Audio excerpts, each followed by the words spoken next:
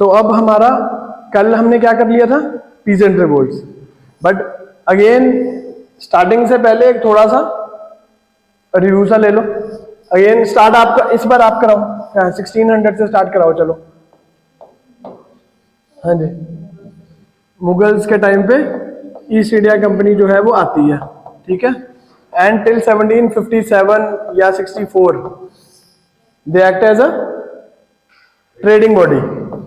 सिर्फ trading body की काम कर रहे हैं, ब्रोकरेज कर रहे हैं, इधर से सामान उठाया उधर कर दिया। एंड सॉरी, इसके बाद वीक लेटर मुगल्स आ गए, जिसकी वजह से क्या हो गया, एक वैक्यूम क्रिएट हो गया। और अब वैक्यूम को फिल करने की कौन कौन कोशिश कर रहा है, एंड मराठास। इसमें से ब्रिटिश जीत जाते हैं, और ब्रिटिश फिर उसके बाद प्लासी एंड बक्सर के बाद कर्नाटक, मैसूर, हैदराबाद, मराठास एंड ऑल, ये सारा एनक्लोज करके अपना एक एम्पायर सेट कर लेते हैं बेसिकली, ठीक है। अब नेक्स्ट क्या होगा इसमें, ईस्ट इंडिया कंपनी आफ्टर 64 57 क्या हो जाता है, दीवानी और निजामत, दीवानी और निजामत राइट्स आ गए। दैट मीन्स पहले रेवेन्यू लिए, उसके बाद एडमिनिस्ट्रेटिव कंट्रोल भी ले लिया। पहले ये था कि अकेला रेवेन्यू वर्क्स था, बट आफ्टर सम टाइम निजामत भी, दैट मीन्स एडमिनिस्ट्रेशन भी अपने हाथ में ले ली। अब एडमिनिस्ट्रेशन अपने हाथ में ले ली, दैट मीन्स जो ओल्ड प्रिवेलिंग ऑर्डर था वो खत्म, ओल्ड ऑर्डर खत्म और न्यू ऑर्डर स्टार्ट। और ये ओल्ड वर्सेस न्यू जो होगा ये हमें किसमें दिखेगा, अपराइजिंग्स में, बिफोर 1857 भी हमें दिखेंगे। अभी ओल्ड ऑर्डर जो था और न्यू ऑर्डर था, ये सारी चीजें आ जाएंगी, एडमिनिस्ट्रेशन, जुडिशरी, पुलिस, उसके बाद ब्यूरोक्रेसी, और उसके बाद सोशल एंड कल्चरल नॉर्म्स। अभी जो ओल्ड वर्सेस न्यू जब होगा तो सबसे पहले क्या होगा, पीपल्स रिवोल्ट होगी, ठीक है। अभी पीपल में कौन आ जाते हैं, ऑल सेक्शंस ऑफ सोसाइटी। अब इसमें ओल्ड एंड न्यू किंग्स भी होंगे, पुराने राजे और नए पपेट किंग्स। इसमें old and new religious class भी होगी, जब क्रिश्चियन मिशनरीज की 1813 के बाद एंट्री होनी शुरू हो जाएगी। इसमें ओल्ड एंड न्यू जमींदार या फिर टैक्स कलेक्टिंग एजेंट्स भी हो जाएंगे, बिकॉज जमींदार हर जगह ओनर नहीं है। हमने पढ़े थे परमानेंट में है, रायतवाड़ी में नहीं है, महलवाड़ी में भी नहीं है, उसके बाद मालगुजारी में भी उनको टाइटल है, they own the land, but still जब भी at the will of British empire की जब भी वो चाहें तो वो लैंड उसकी चेंज कर सकते हैं। और ओल्ड एंड न्यू पीजेंट भी आ जाता है किसमें, पीजेंट न्यू कौन सा वाला है इसमें, आर्टिशंस। आर्टिशंस इधर आ गए, यानी कि जो इधर आर्टिशन क्लास थी वो खत्म, हैंडीक्राफ्ट खत्म। अब हैंडीक्राफ्ट जिनके पास तो पैसे नहीं थे वो तो चले गए मजदूरी करने, और जिनके पास पैसे थे वो क्या बन गए, नए जमींदार या मनी लेंडर्स बन गए। अब ये सारे ही लोग परेशान हैं और ये रिवोल्ट कर देते हैं, जो हमें किसमें दिखती है, पीपल्स रिवोल्ट में, कल हमने सारी पढ़ी है। अब पीपल्स रिवोल्ट में ये हमने बात करी है मेनलैंड की। मेनलैंड मतलब जहां पे आज तक सारे राजाओं ने अपना राजपाट फैलाने की कोशिश करी, बट इसके अलावा एक लोग थे ट्राइबल्स। अब हमने जब ये पढ़ा कि वैदिक लोग आए, बेसिकली आर्यंस की माइग्रेशन हुई, तो सबसे पहले वो पंजाब वाले रीजन में आए और पंजाब के साथ साथ गंगा यमुना दोआब के साथ साथ चलते रहे, ठीक है। और जब ये आर्यन पॉपुलेशन इधर जा रही थी, संस्कृताइजेशन बेसिकली हो रही थी, तो यहाँ पे जो ओरिजिनल इनहेबिटेंट्स थे लोग, क्या हो रहा था, उनको या तो ऊपर धकेल रहे थे या नीचे धकेल रहे थे, ठीक है। तो ऊपर धकेलने का मतलब यानी कि अपर रीचेज ऑफ हिमालयस, और इधर भेजने का मतलब यानी कि मध्य प्रदेश, झारखंड, छत्तीसगढ़, वेस्ट बंगाल, ये वाला रीजन। तो यानी कि ये वाले लोग जो ओरिजिनल नेटिव्स तो नहीं कह सकते, बिकॉज इंडिया में कुछ इवोल्यूशन हुआ ही नहीं है। सारी जो माइग्रेशंस कहां से हुई है, जो अभी तक हमें पता है, सारी माइग्रेशंस कहां से हुई है। इंसान की माइग्रेशन अगर इंडिया में हम कंसिडर करें तो कहां से हुई है, अफ्रीका से। और यहाँ पे जो रामापैथिकस, विष्णुपैथिकस, जो यहाँ पे ओरिजिनल नेटिव्स थे, वो सरवाइव नहीं कर पाए थे। क्यों? क्योंकि जो होमो सेपियंस मॉडर्न मैन बेसिकली सबके साथ लड़ा, उधर निएंडरथल के साथ लड़ा, उधर यूरोपियन वाली साइड पे, और सर्वाइवल ऑफ द फिटेस्ट के करके सिर्फ जो आज हमारी एज है, होमो सेपियंस सेपियंस, जिसको हम मॉडर्न मैन कहते हैं, उसने बाकी सभी रेसेस को खत्म कर दिया। And we are most closely related to apes. जो लास्ट एवोल्यूशन में चेंजेस आए हैं वो चिंपैंजी और एप्स में डिफरेंस आया, चिंपैंजीज की अलग निकल गई और एप्स में से हमारी जो रेस है वो निकल जाती है। अभी एप्स में से भी आगे जब एवोल्यूशन हुआ तो उसमें से सबसे बड़ी जो मतलब कि सबसे डोमिनेंट फोर्स निकली, that was homo sapiens sapiens. और उन वो सारे बेसिक, और उसके बाद वही जो है वो आगे पूरे वर्ल्ड में फैले हुए हैं। अब यहां से हुआ बट फिर भी नेटिव यहां पर भी कुछ उनसे आर्यन से पहले रहते होंगे। तो अगर हम इंडिया के पॉइंट ऑफ व्यू से नेटिव्स कहें, मुंडा भाषी, मुंडा सुने ना, मुंडा बिरसा मुंडा नाम सुने, तो मुंडा भाषी जो बेसिकली पक्के रंग के हैं थोड़े से, जिनको हम द्राविडियंस कह देते हैं, तो they are the original inhabitants of India. ठीक है, तो मुंडा भाषी लोग ही हैं जो बाकी आगे जाके सारे ट्राइबल्स में बटे हैं। कोई मतलब कि मुंडा बेसिकली एक भाषा है जिससे सारी द्रविडियन भाषाएं निकली हैं, और उसको जो बोलने वाले सारे ट्राइब्स हैं उनके डिफरेंट नेम्स हैं, बट मुंडा भाषी जो लोग हैं वो सबसे, अगर हम ओरिजिनल इनहेबिटेंट्स ऑफ इंडिया कहें तो उनको कंसिडर करा जा सकता है। यहां पे संस्कृताइजेशन होता रहा अप टू बंगाल, और इसके अलावा जो नहीं सर्वाइव कर पाए उन्होंने क्या करा, या तो जंगलों में चले गए या पहाड़ों में चले गए। और आज हमारी बात होगी इन लोगों की। इनकी बात क्यों नहीं करेंगे हम, बताओ?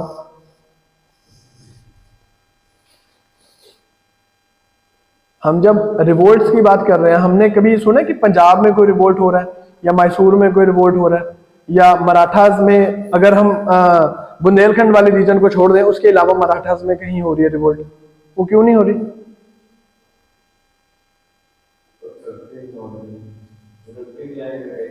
नहीं, प्रोडक्टिव लैंड तो है, वो ऑलरेडी हमने पढ़ लिया। Anglo Carnatic was, Maratha was, basically उनको सबको सबड्यू कर चुके हैं। अब छोटे मोटे राजे, क्योंकि फ्यूडलिज्म बहुत ज्यादा फैला हुआ है, उन्होंने बड़े बड़े एम्पायर्स तो जो फॉर दैट मैटर थे उनको ऑक्यूपाई कर चुके हैं ब्रिटिशर्स। अब जो छोटे छोटे उन पे अपना कब्जा जमाने की कोशिश कर रहे हैं, और उस वहां से रेजिस्टेंस जो निकल रही है वो हम पढ़ रहे हैं। तो इसलिए ये वाले लोग जो हैं, ये ऑलरेडी नेपाल के साथ तो बहुत अच्छी ट्रीटी हो गई थी। नेपाल में इनफैक्ट इंडिया की, उसके बाद ब्रिटिश एम्पायर की कभी अगेंस्ट गया ही नहीं नेपाल तो। ठीक है, तो इसलिए ये वाला रीजन जो अपर रीचेस ऑफ हिमालयस है, ये कभी रेजिस्टेंस नहीं क्रिएट करता, बट नीचे वाला एरिया करेगा। कारण कल भी हमने यहां से पीजेंट्स अपराइजिंग्स बहुत देखी हैं, उड़ीसा, सेंट्रल प्रोविंस, ये वाले रीजन में, झारखंड, छत्तीसगढ़ में क्यों देखी है? फ्यूडलिज्म की वजह से अपराइजिंग हो रही है। बट यहां इसी रीजन में बहुत सारी अपराइजिंग्स क्यों हो रही है? कि यहाँ पे किसान भी लड़ रहा है, ट्राइबल लोग भी लड़ रहे हैं, जमींदार भी लड़ रहे हैं, किंग भी लड़ रहा है। कारण या तो यहाँ पे कोस्ट लाइन है, अगर उड़ीसा की बात करेंगे, और अगर हम सेंट्रल कोई मेनलैंड की बात करेंगे तो वो क्या है, एक चुंगी है, वो टोलवे है। अगर बंगाल से सामान जाना है गुजरात तो इस वाले रीजन से निकलना पड़ेगा। और अगर यहाँ पे ट्रेडिशनली एक अच्छा ट्रेड नेटवर्क बना हुआ है, ट्रेड सिस्टम चल रहा है, दैट मीन्स यहाँ के जो जमींदार पीजेंट्स होंगे वो बहुत स्ट्रांग होंगे। कारण इकोनॉमी फ्लरिश कर रही है, प्रॉस्परस है, तो यहाँ पे बहुत ज्यादा स्ट्रांग है, और वो किसी भी तरह का अगर उसे सबड्यू करने की कोशिश करेंगे तो दे विल रेजिस्ट इट।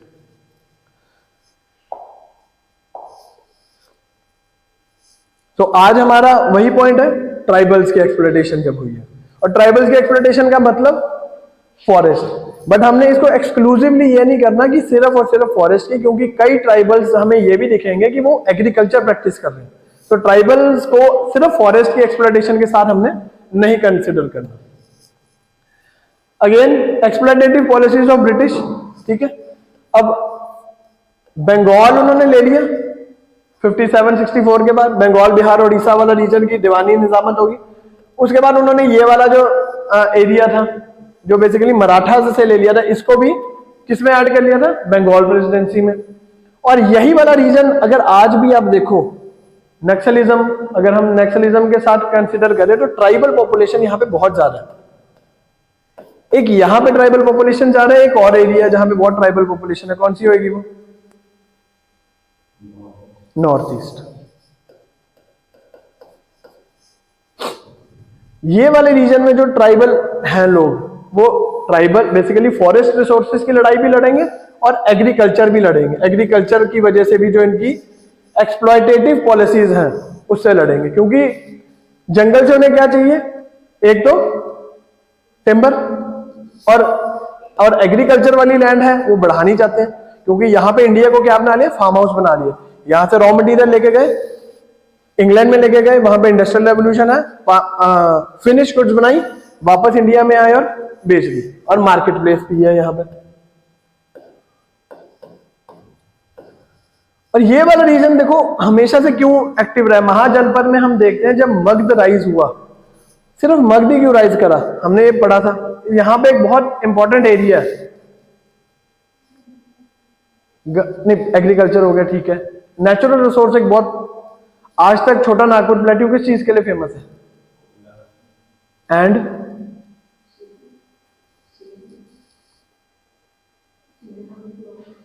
नहीं वो तो साउथ में,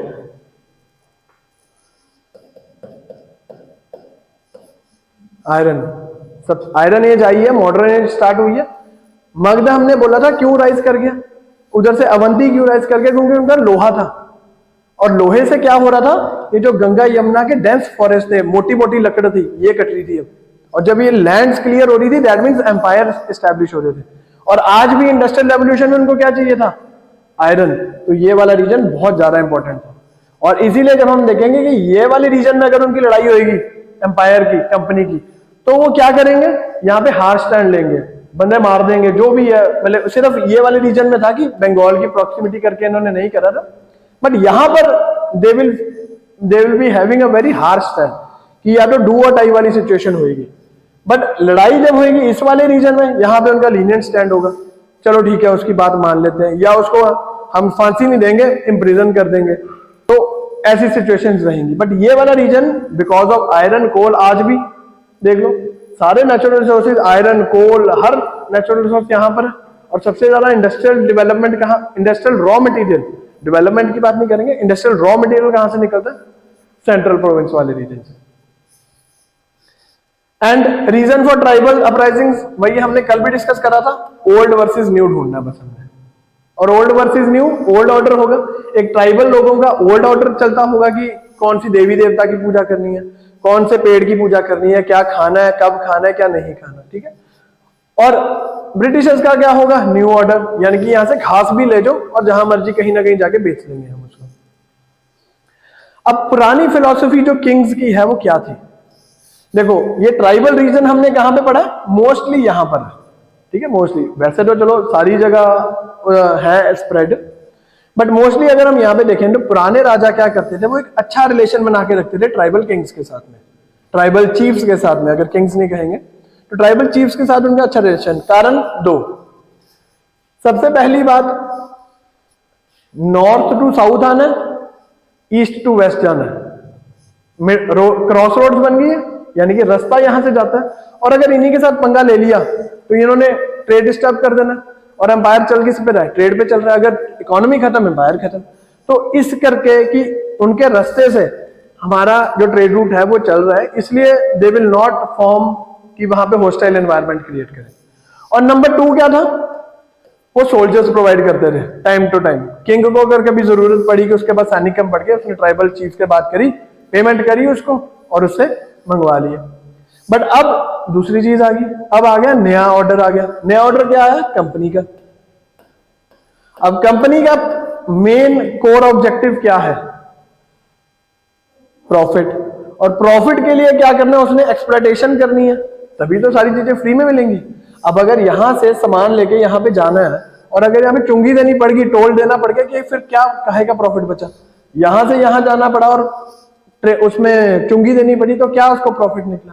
तो अब उन्होंने बोला कि नहीं, कि हमारे पास we have the legal right of diwani and nizamat, और अब सारा एरिया जो है तुम्हारा हमारा है, तो इसलिए जो यहां से रोड निकलेगी वो भी हमारी, और प्लस आप जो है अब अगर एग्रीकल्चर प्रैक्टिस कर रहे हो तो हमारे हिसाब से रेवेन्यू पॉलिसी देनी पड़ेगी, अगर परमानेंट सेटलमेंट लगी है वो देनी पड़ेगी, महलवाड़ी लगी है वो, रायतवाड़ी जो भी, मतलब महलवाड़ी चलो यहाँ पर नहीं है, रायतवाड़ी या परमानेंट सेटलमेंट या मालगुजारी यहाँ पे लगी हुई है, तो उस हिसाब से आप हमें टैक्स देना पड़ेगा। अब इसी को रिस्पॉन्ड करेंगे अपने अलग तरीके से। On the top of that Christian missionaries, अब ट्राइबल्स, हमने बात करी थी कि ट्राइबल्स कौन लोग थे, आर्यंस की माइग्रेशन हुई और जो लोग नहीं सरवाइव कर पाए वो नीचे या अपर रीचेस ऑफ हिमालयस में चले गए, यानी कि वो लेस कॉम्पिटेंट थे देन आर्यंस, मतलब कि उनसे वीक निकले और उनकी एक्सप्लॉयटेशन हो रही थी।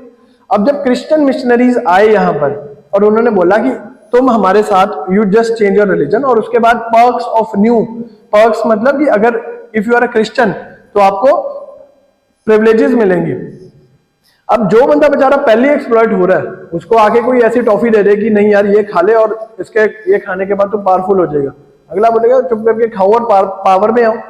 तो अब इसमें क्या हुआ, यहां से क्रिश्चियन मिशनरीज ने बहुत सारी कन्वर्जेंस कराई, ये कह के कि देखो तुम्हारी आज तक एक्सप्लॉइटेशन आई है, you come to our side और हम तुम्हें मतलब कि पावर्स देंगे, प्रिविलेजेस देंगे। तो इस वजह से क्या हुआ, क्रिश्चियंस यहां पे एंटर कर गए।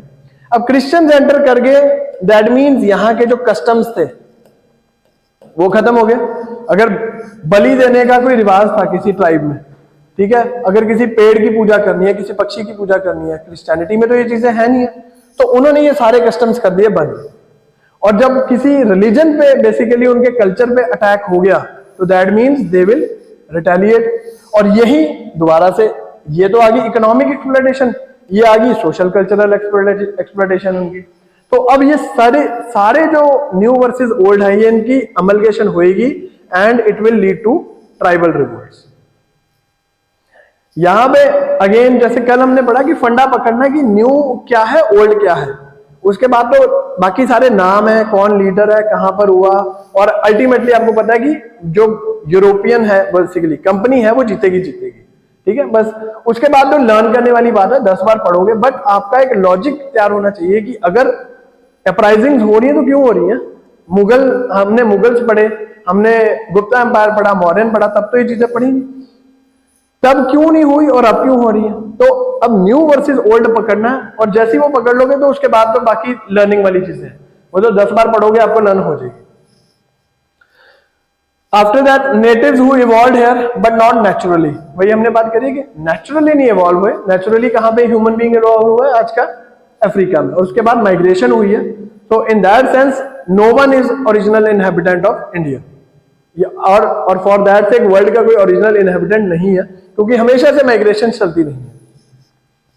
अब tribals were using their natural resources, आज भी क्या है कि एक जो फॉरेस्ट है पूरा, एक कोर एरिया बना होता है, एक रिजर्व्ड बना होता है, एक प्रोटेक्टेड एरिया बना होता है। अब कोर में तो क्या है, वो नेचर को पूरा अपने हिसाब से चलने देते हैं, वहां पे किसी ह्यूमन बीइंग की इंटरफेरेंस नहीं हो सकती। बट एक बफर, रिजर्व्ड या प्रोटेक्टेड रीजन, ये टर्मिनोलॉजीज हैं अलग अलग। यहां पर क्या है, जो वहां पे रहने वाले लोग हैं, बेसिकली ट्राइब्स हैं, उनको कुछ कुछ पावर्स दी हुई है कि आप जाके वहां से लकड़ी इकट्ठी कर सकते हो, आप जाके वहां पे जाके हंटिंग कर सकते हो, अपनी ग्रेजिंग करा सकते हो।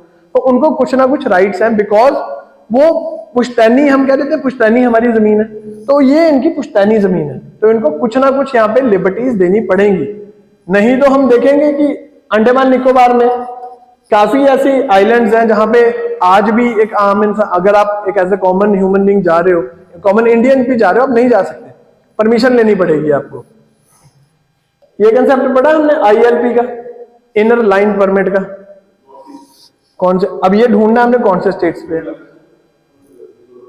कौन से में, अरुणाचल, नागालैंड में है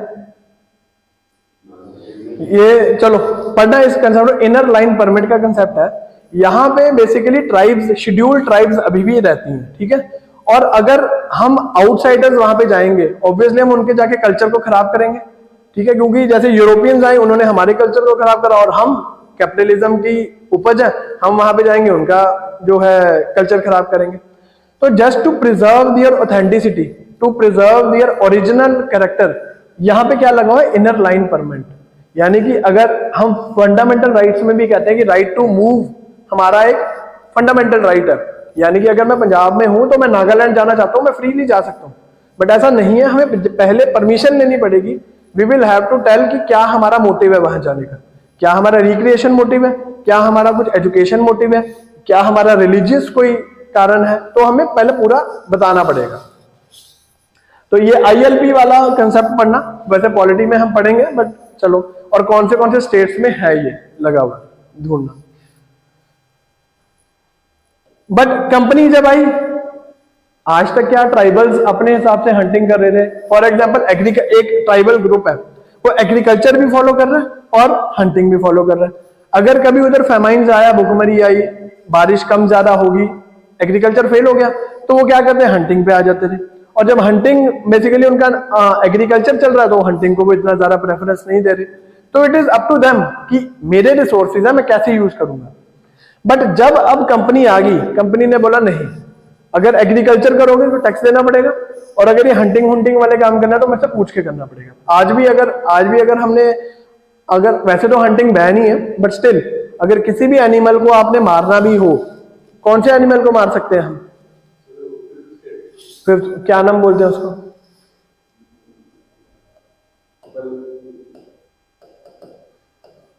वर्मिन्स। अगर कोई ऐसा जानवर जो ह्यूमन एग्जिस्टेंस के लिए खतरा बन जाए, तो उसको आप मार सकते हो। तो बट उसके लिए भी पूरा एक सेट ऑफ प्रोटोकॉल है, एसओपी बनी हुई है कि पहले परमिशन लेनी पड़ेगी, प्रूव करना पड़ेगा, तो ऑल दैट। सो अगेन अब एडमिनिस्ट्रेशन डाल दी, तो हर एक छोटी से छोटी चीज पे भी जो कंपनी है वो अपना कब्जा करना चाहती है। और इस तरीके से क्या है, जो ट्राइबल्स के अपने नेचुरल रिसोर्सेज से जो कितने ही 100 हजारों सालों से वो अपना समझ के यूज करते आए थे, उस पे अब लग गया, चेक लग गया। तो अब ये सारी जो ओल्ड वर्सेस न्यू, उनकी इंटरफेरेंसेस, तो ये सारी चीजें जो है कंबाइन होके जो रेजिस्टेंस का पूरी रेसिपी तैयार कर देती है। On the top of this अब एक चीज और हो जाती है। अब जो एक ऑर्डर है, एक तो ये हमने क्या पढ़ा है, यूरोपियन कंपनी का ट्राइबल लोगों के साथ जो कॉन्फ्लिक्ट आया, बट एक इंटरनल इंडिया वर्सेस इंडियंस भी हुआ। वो कैसे हुआ? अब कोई एक ट्राइबल लैंड है, ठीक है, जहां पे कंपनी को जाने में डर लग रहा है, तो वो क्या करेगा, वहां पे जो लैंड होएगी ना, वो किसको दे देगा? न्यू जमींदार, new money lender, new peasant, इनको भेज देगा। तो इसमें क्या होगा, इंडियंस जो आउटसाइडर्स होंगे वर्सेस इंडियंस जो ट्राइबल्स वहां पे ओरिजिनल इनहेबिटेंट्स होंगे, तो इनका भी आउटसाइडर इन्फ्लुएंस भी हो जाएगा, और ये इन्फ्लुएंस भी रिजल्ट करेगा इन फॉर्म ऑफ क्लैश। क्योंकि ये जो आउटसाइडर्स जाएंगे, ये पॉलिसीज, ये बेसिकली पपेट्स किसके बन के जाएंगे? कंपनी के, और उन्हीं की जाके पॉलिसीज फॉलो करवाने की कोशिश करेंगे। और उनकी पॉलिसीज का मेन मुद्दा क्या है? एक्सप्लॉयटेशन। इनकी बैक पे एक कंपनी बैठी है, तो बट ट्राइबल्स को तो यही लगेगा कि जो आउटसाइडर इन्फ्लुएंस है वो हमारे कस्टम्स पे, हमारे रिलीजन पे, हमारी इकोनॉमी में अफेक्ट कर रहे हैं। And is this prevalent till date? Tribal regions में क्यों एंट्री बंद है लोग आउटसाइडर्स की? क्योंकि आज तक यही लगता है कि वो जाके शायद इन्फ्लुएंस करेंगे उनके कल्चर को, रिलीजन को, इकोनॉमी को। इसीलिए आज तक अगर आप ट्राइबल रीजन्स में जाते हो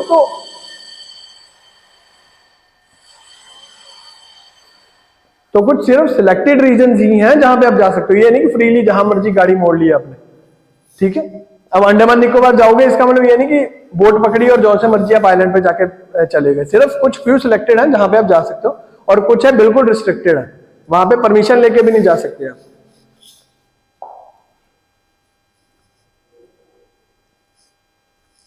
अब ये मोस्टली मैंने बता दिया, बट अब जो है हम थोड़ा थोड़ा इसमें एक्सप्लेन भी कर देंगे। ग्रुपिंग्स ऑफ ट्राइब है, दो है, ठीक है। एक तो मेनलैंड वाले, मेनलैंड वाले कौन से? ये रीजन वाले, और उसके बाद फ्रंटियर वाले हैं। फ्रंटियर वाले कौन से?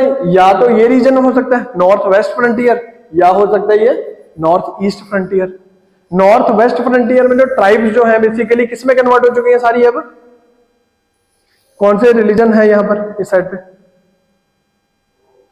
नॉर्थ वेस्ट, इधर वाली साइड पे, ये देखो ये बना दिया आपको मैंने, हाँ, ये यहाँ पे इस्लाम आ चुका है। तो बेसिकली ये अब ज्यादा नहीं कर रहे, क्योंकि पंजाब भी एनेक्स कर लिया प्रॉपरली, ठीक है। उसके बाद अफगानिस्तान को एज ए बफर यूज कर रहे हैं, तो यहाँ पे बढ़िया इनका सेटल डाउन है। बट इशू कहां पर आएगा इनका? नॉर्थ ईस्ट में। अब यहां से जो वैदिक कल्चर एक्सपैंड होना शुरू हुआ, उसने क्या करा? या तो ऊपर माइग्रेशन कराई या नीचे माइग्रेशन कराई। ऊपर वाली तो सबड्यू कर चुकी है कंपनी सारा, नीचे वाली जो है that is very strong. Again कारण या तो कोस्ट लाइन है या वो क्रॉस रोड पे बैठे हैं, इसलिए बहुत स्ट्रांग है। यहाँ पे फोर्ट्स भी आप देखोगे बहुत, गूगल में जाके देखना कि यहाँ पर जो फोर्ट्स है ना बहुत बड़े बड़े और बहुत स्ट्रांग है एज कंपेयर टू डेक्कन के फोर्ट्स या फिर पंजाब इधर नॉर्थ के फोर्ट्स, बहुत मतलब कि यहाँ पे बहुत स्ट्रांग फोर्ट्स हैं। तो अब ये वाले जो लोग हैं they are not the ones जो आर्यंस हैं। यहाँ पे किसका इंपैक्ट ज्यादा है? ये वाले ट्राइब्स, ये वाले लोगों पे कौन से लोगों का ज्यादा इफेक्ट होगा? आज भी वही चल रहा है गेम। अगर हम ये आ गया आपका नॉर्थ ईस्ट इधर ले लेना, ठीक है, ये वाले लोग तो वही आ गए जो वैदिक सिविलाइजेशन के थे, ठीक है। ये वाले लोग कौन से हैं? मैप से देखो कहां से हो सकते हैं ये लोग? China, Myanmar. आज तक माइग्रेशन चल रही है। आज तक चाइना ये कह रहा है कि ये नेफा वाला region, north eastern frontier region वाला ये मेरा एरिया, आज तक कह रहे हैं। और सबसे बड़ा कारण क्या है? फेशियल या रेशियल फीचर्स। अगर हम नॉर्थ ईस्ट को देखें तो सिमिलर वो हमारे, मतलब कि अगर उनके फीचर्स की बात करें वो हमारे साथ ज्यादा फीचर्स में सेम है कि चाइना म्यांमार वाली साइड पे ज्यादा फेमिलियर है ओबवियसली। और यही सबसे बड़ा कारण है रेसिज्म का। वहां से कोई लोग आते हैं, कितना अगर हम दिल्ली में देखते हैं, यूनिवर्सिटीज में देखते हैं, कितना ज्यादा मतलब कि ये रेसिज्म है, कितनी ज्यादा डिस्क्रिमिनेशन है इस चक्कर में। अगर हमारे सामने भी कोई आ जाता है तो हमारी भी एक बार दिमाग में कुछ और ही चीज चलती है, कहाँ से। आधे लोगों को तो ये पूछ लो कि ये लोग मतलब अगर वो कह रहे हैं कि हम इंडिया से हैं तो मानने को तैयार ही नहीं है कोई भी। तो ये डिस्क्रिमिनेशन आज तक चल रही है और इसी डिस्क्रिमिनेशन का फायदा कौन उठा रहा है? चाइना। चाइना कहते हैं छोड़ो, अगर रखना ही नहीं है तो मेरे को दे दो एरिया ये। एक तो ये हो गया। तो मेनलैंड वालों की अगर हम बात करें तो they are Austro Asiatic people, ठीक है। यानी एस्ट्रो एशियाटिक ये आपके लिए इतना जरूरी नहीं है, ह्यूमन ज्योग्राफी का पार्ट है। वैसे अगर ज्योग्राफी इज योर ऑप्शनल तो ये वाला कंसेप्ट है, बट अगर हम ओरिजिनल रेस बोले तो दे आर एस्ट्रो एशियाटिक लोग जो सबसे पहले इंडिया में आके बसे। मेनलैंड वालों की बात कर रहे हैं हम, इनकी बात नहीं कर रहे। ये लोग कौन है? जो चाइना, म्यांमार इधर वाले रीजन से, साउथ ईस्ट एशिया से माइग्रेट होके आए और आज तक माइग्रेशन चल रही हैं। तभी तो इतना ज्यादा डिस्टर्बेंसेस रहती हैं, तभी तो हमेशा आज तक ये ऑटोनॉमी की बात कर रहे हैं, इंडिपेंडेंस की बात कर रहे हैं, अलग देश की बात कर रहे हैं। सारे है ना, इंसर्जेंसीज है यहाँ पे। AFSPA, AF, armed forces special provision act, ये वाला भी कितना न्यूज में रहता है। और ये मोस्टली इन वाले रीजन्स में लगा ही हुआ होता है, कभी हट जाता है, कभी लग जाता है। तो ये एस्ट्रो एशियाटिक लोग जब इंडिया में आए, यहाँ पे इट इज बिलीव्ड कि कृष्णा पैथिकस, शिवा पैथिकस, ये सारे लोग सरवाइव कर रहे थे, बट लड़ाई हुई बट अल्टीमेटली एस्ट्रो एशियाटिक लोगों ने इस पे कब्जा कर लिया। और इनमें से सबसे ज्यादा डोमिनेंट कौन थे? मुंडा भाषी लोग। अब ये मुंडा भाषी ही बाद में सारे ट्राइब्स में डिवाइड हो जाएंगे। एंड मुंडा भाषियों का सबसे ज्यादा इफेक्ट कहां पर है? द्राविडियंस पे। और इसीलिए अगर हम देखें कलर पॉइंट ऑफ व्यू से तो मुंडास का और द्राविडियंस का कलर जो स्किन कलर है, स्किन टोन है, वो काफी सिमिलर मिलती है। But north east frontier tribal groups had more effect of Myanmar and China. ये देखो कृष्णा पैथिकस की फोटो है वैसे। अब आप मुझे ये बताओ, ये देखो ये लिखा हुआ है, ये स्किन सा टोन है जो यहाँ पे ज्यादा है, ब्लू अप टू ग्रीन, ये वाला रीजन देख लेते हैं हम। अब आप ये ट्राइबल जो है कलर्स ये वाले देखोगे, ये सबसे ज्यादा आपको यहां पर क्यों मिल रहे हैं? और इधर तो चलो है ही है, इधर क्यों मिल रहे हैं ज्यादा? नीचे वाले एरिया में आपको पंजाब, यूपी में क्यों नहीं मिलते ट्राइब्स? पंजाब में क्यों नहीं मिलते? हरियाणा में क्यों नहीं मिलते ट्राइबल?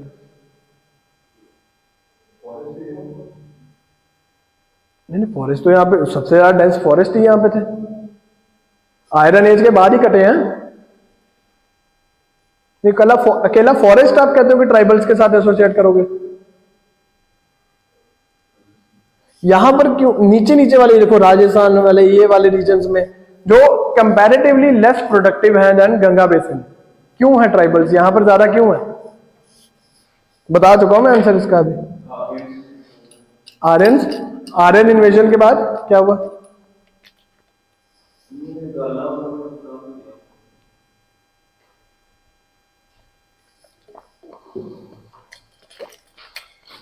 नहीं, पॉइंट आपका सही है, एक्सप्लेन करो ना इसको। आर्यंस की वजह से नो डाउट है ये। एक्सप्लेन करो इस चीज को।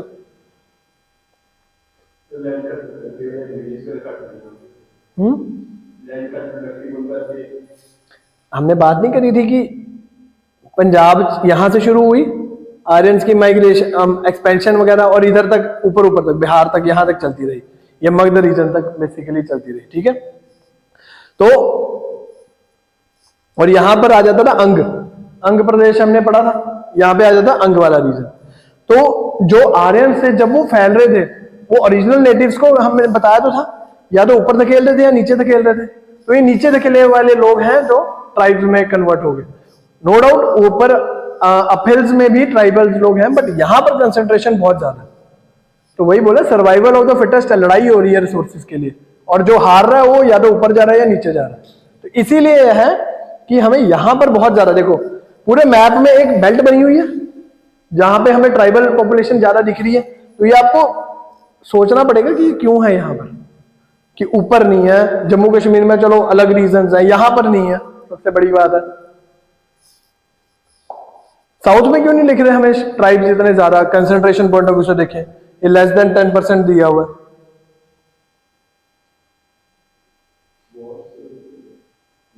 ढूंढ के लाना कि साउथ में हमें कंपैरेटिवली, अगर हम जीरो भी नहीं बोल सकते, साउथ वाले रीजन में बियॉन्ड नर्मदा अगर हम देखें कि ट्राइबल पॉपुलेशन हमें इतनी नहीं दिखती। कारण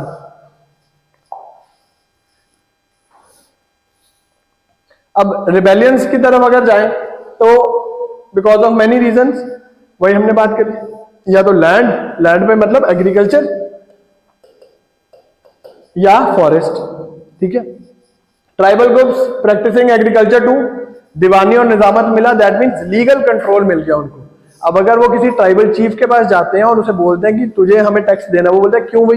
वो बोलेगा ये देख तेरे मुगल बादशाह का हमारे पास फरमान है। अभी तक मुगल बादशाह चल रहा है, ठीक है, ये पैरेलली क्या है, बैक ऑफ द गेम क्या चल रहा है, मुगल बादशाह है अभी, और उसी के ट्रेड एंड सील के अंडर सारा इकोनॉमी, ट्रेड वगैरह सब कुछ चल रहा है अभी। संस्कृताइजेशन भी हुई है कुछ हद तक। जब आर्यंस की वैदिक सिविलाइजेशन यहाँ पे आई है तो ट्राइबल्स में भी संस्कृताइजेशन का मतलब वर्ण व्यवस्था, वर्ण सिस्टम आया है, बट उसका इम्पैक्ट इतना ज्यादा नहीं था। बट फिर भी उसका अगर हम कहें कि जीरो इफेक्ट है, वहां पर भी priestly class, warrior class, ruling class बनी है, चाहे हर जगह अलग अलग नाम है, बट ये जो पूरा सिस्टम बना इनका बना ही है वहां पे। Old Kings did not interfere, वही आपको बताया कि अगर उनके साथ पंगा लिया तो ट्रेड खराब होगा, और ऊपर से फालतू की लड़ाइयां लड़नी पड़ेंगी, और ऊपर से जो ये ट्राइबल लीडर्स थे, ये सोल्जर्स प्रोवाइड करते थे, वो भी खत्म हो जाएगा। और ये गलती किसने करी थी? बख्तियार खलजी ने, जब वो बंगाल के बाद आगे निकल गया था असम में, और वहां से हार के वापस आया था, क्योंकि वहां पर ट्राइबल्स को सबसे ज्यादा क्या थी? Guerrilla warfare. जैसे डेक्कन में हमें उन्हें पता नहीं पहाड़ियों का क्या सिस्टम है, तो ऐसे जंगलों का भी रास्ता किसको पता था? ट्राइबल ग्रुप्स को पता था, और इसलिए यहां पे इनसे लड़ना आसान नहीं था। अब tribals also have this came under this policy to pay the taxes, और ये क्या हुआ, उन्होंने बोला कि यार जो चीज मेरे को फ्री में मिल रही थी अब मुझे उसके पैसे देने पड़ रहे हैं, एंड ये this only created the old versus new का। अब वही क्वेश्चन दोबारा, why we see less tribal population in Ganga Yamuna basin. जो पहले क्वेश्चन पूछा था उसका उल्टा पूछ लिया, कि मैंने पहले पूछा था कि उसके नीचे क्यों ज्यादा पॉपुलेशन ट्राइबल की, अब ये क्वेश्चन पूछ रहे हैं कि गंगा यमुना बेसिन में हमें क्यों कम मिलते हैं ट्राइबल्स को। वही कारण है, वैदिक सिविलाइजेशन यहाँ पे एक्सपैंड हुई है, और जब एक सिविलाइजेशन अपना एक्सपैंड हुई है तो वहां पे सिटी कल्चर डेवलप हो गया, और सिटी कल्चर का मतलब कि ट्राइबल जो इफेक्ट है वो वहां पे कम रहेगा। रीजन, डिमांड ऑफ टिम्बर, वहां पे शिप बिल्डिंग चल रही है, इंडस्ट्रियल रेवोल्यूशन आ रहा है, रेलवे बिछ रही है, तो अभी भी हम देखते हैं कई कई जगह पे रेलवे के ट्रैक के बीच में जो स्लैब्स पड़ी होती है वो किसकी होती है? लकड़ी की होती है। तो पूरे इंडिया में इस टाइम पे रेलवे फैलाई जा रही है, कोशिश हो रही है, और उसके बाद यूरोप में तो है ही है। तो सारी जो टिम्बर की डिमांड है वो कहां से जा रही है? इंडिया से जा रही है। उसके बाद आउटसाइडर्स, ये तो आ गया इकोनॉमिक इफेक्ट। एक आउटसाइडर्स वाला भी हमने पढ़ा कि बाहर का जमींदार, बाहर का मनी लेंडर, बाहर की पुलिस आई, जिसका कोई लेना देना नहीं ट्राइबल के साथ, अगर वो पॉलिसी के हिसाब से टैक्सेस भर रहे हैं तो वेल एंड गुड, नहीं तो उन्हें पनिश करो। और ये पनिश के चक्कर में क्या पड़ जाते हैं? Clashes. Last is the religious interference. Christians आए यहाँ पे। अब क्रिश्चियंस ने बोला कि तुम्हारी इतनी एक्सप्लॉइटेशन हो रही है, तुम्हारे ऊपर एक रूलिंग क्लास है, तुम्हारे ऊपर एक प्रीस्टली क्लास है, तो उनको उनसे बचने के लिए हमारे पास रास्ता है। तुम हमारे पास आओ, तुम्हें चर्च में भेजेंगे, हम तुम्हें अच्छे घर देंगे, अच्छा काम देंगे, तो you can lead a dignified life. तो उन्हें ये बहला फुसला के उन्हें टॉफी देके अपनी तरफ ले लिया। नेक्स्ट, ये सारा था मेनलैंड वाला। मेनलैंड वाला रीजन कौन सा हम बात करें? छत्तीसगढ़, झारखंड, बिहार, वेस्ट बंगाल, उत्तर प्रदेश का अगर नीचे बुंदेलखंड वाला रीजन ले तो वो। अब नॉर्थ ईस्ट फ्रंटियर का जो कल्चर है वो डिफरेंट है। वहां पे वर्ण सिस्टम नहीं है और वहां पे संस्कृताइजेशन नहीं है। Which is the only state in India to have English as its official language? Nagaland एक ऐसा स्टेट है जिसकी ऑफिशियल लैंग्वेज इज इंग्लिश। तो आप यहीं से अंदाजा लगाओ कि संस्कृताइजेशन इफेक्ट है नॉर्थ ईस्ट में कि नहीं है। अभी चलो, अभी पीछे जो छुट्टियां हुई थी, मतलब काफी 15 दिन की मैंने भी छुट्टी की थी, तो I have gone to Tripura. वहां पे इलेक्शन ड्यूटी थी, वहां पे गए हम। तो इतना ज्यादा फर्क है हिंदी का कि अगर आपको हिंदी भी बोलनी है, बड़ी धीरे धीरे बोलनी पड़ती है।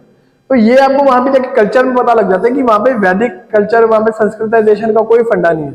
नो डाउट वहां पे हिंदू गॉड्स एंड गॉडेसेस को पूजा जाता है। वो है कारण म्यांमार वाला या साउथ ईस्ट एशिया वाला। अगर वहां पे आप कोई हिंदू देवी देवता देखोगे, उनका जो वर्जन है, उनको रिप्रेजेंटेशन का तरीका, वो बिल्कुल डिफरेंट चीजें हैं। अगर आप फॉर एग्जांपल थाईलैंड के में हनुमान जी की पूजा करते हो और यहाँ पे पूजा करते हो, तो बहुत फर्क है दोनों में। तो ये जो हिंदू गॉड्स एंड गॉडेसेस वाला इफेक्ट है, that is because of south east Asia. It is not because ये आर्यंस वाले इफेक्ट है। लेंथ संस्कृत इफेक्ट है, नो वर्ण सिस्टम। वहां पर ये कुछ है नहीं, महाराजा सिस्टम वहां पर भी है, बट वर्ण नहीं है, वर्ण व्यवस्था नहीं है वहां पे। लेस एसोसिएशन, और इसीलिए हम क्या देखते हैं कि उनका पार्टिसिपेशन इन फ्रीडम स्ट्रगल भी कम है। और आज तक वो किस लिए लड़ रहे हैं? ऑटोनॉमी के लिए और इंडिपेंडेंस के लिए लड़ रहे हैं। और इसका फायदा कौन उठा रहा है? चाइना उठा रहा है। Revolts were because of the political autonomy and independence which are continental date. तो अब आपको सारा दोबारा से क्लियर हो गया फंडा? हाँ चलो, अब ये हो गया। फीचर्स हमें सारे पता लग गए कि क्या हो रहा है।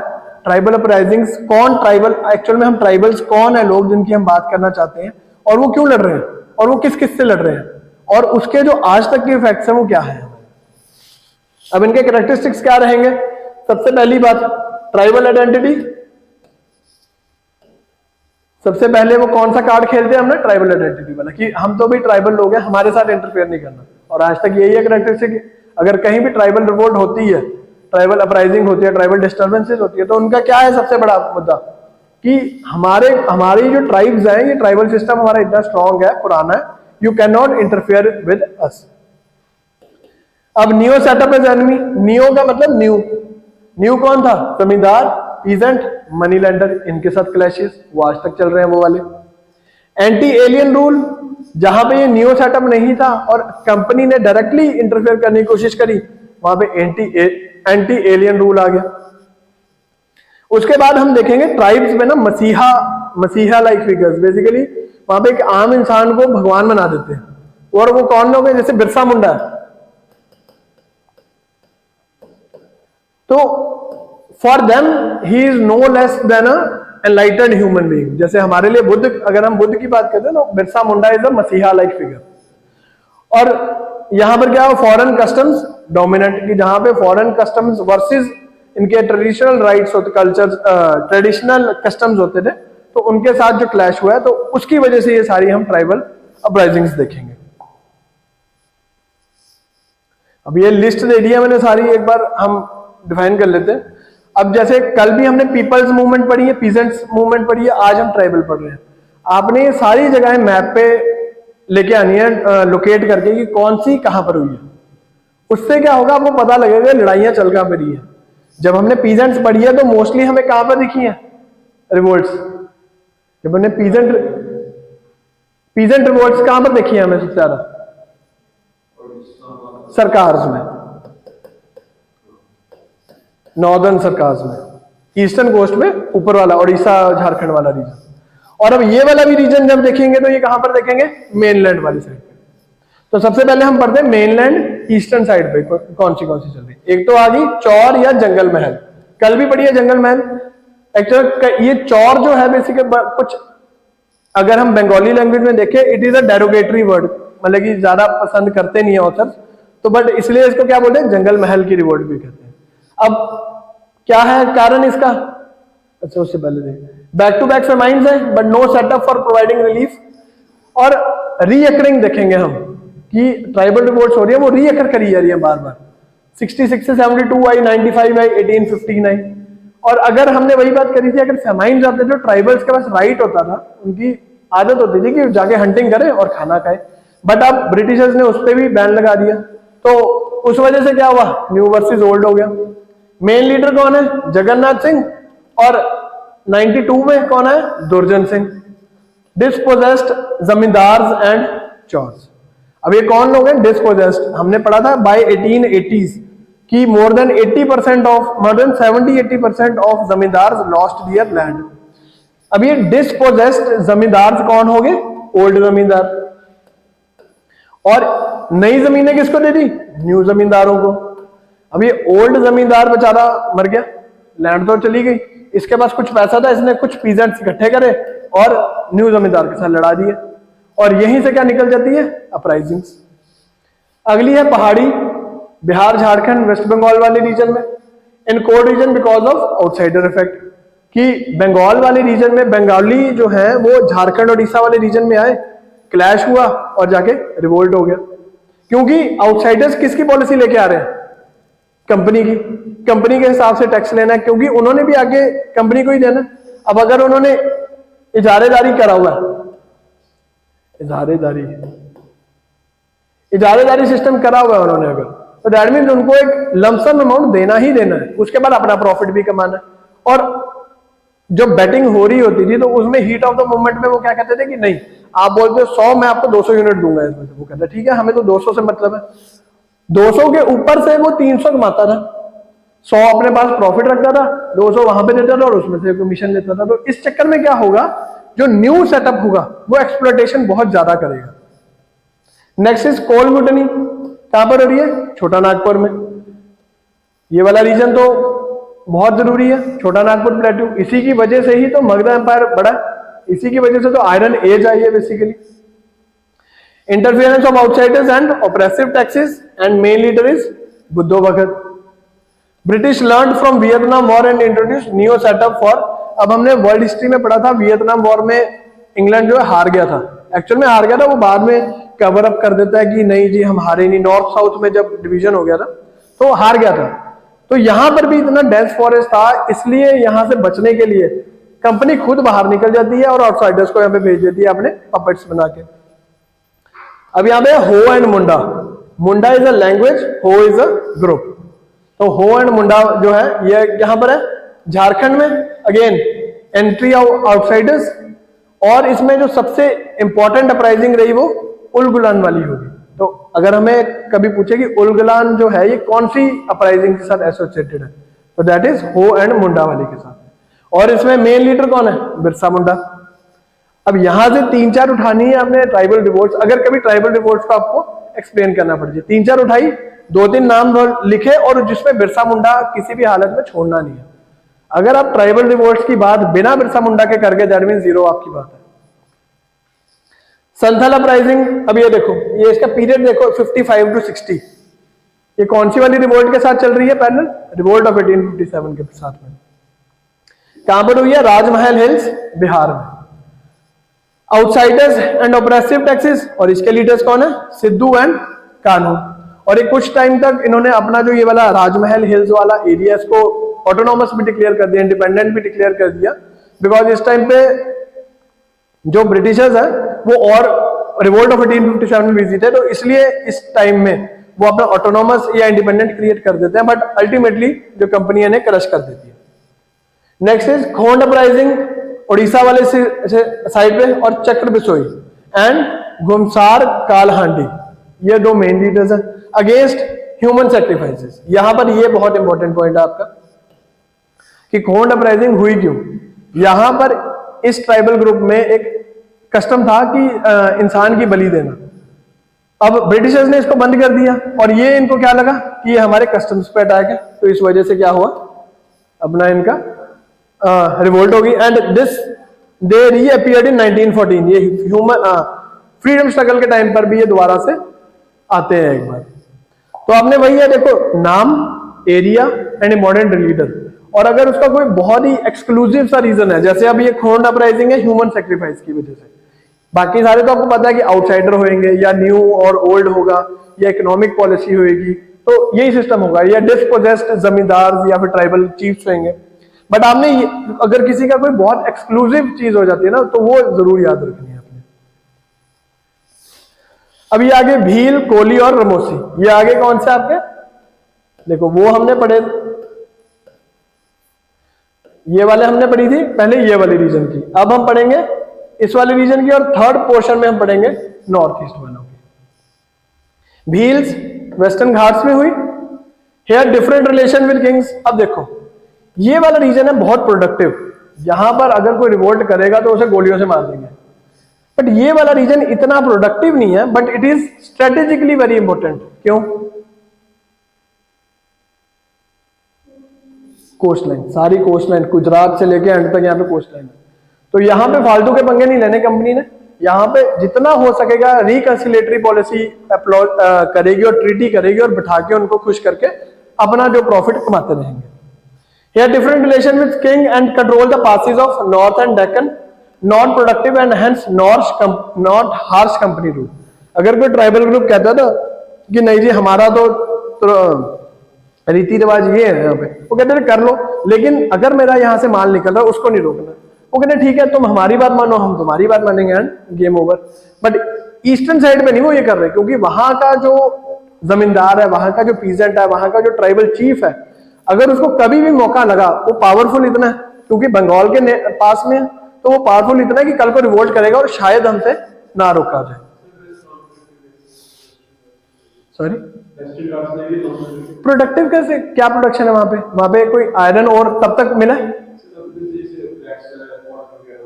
नहीं, कॉटन से उनको क्या, वो तो कैश क्रॉप्स वहां पे पूरे जंगल के जंगल खाली करके कर रहे हैं। देखो प्रोडक्टिव अगर हम बात कर रहे हैं तो प्रोडक्शन किस पे डिपेंड करती है? एग्रीकल्चर किस पे डिपेंड करता है? नंबर 1 पे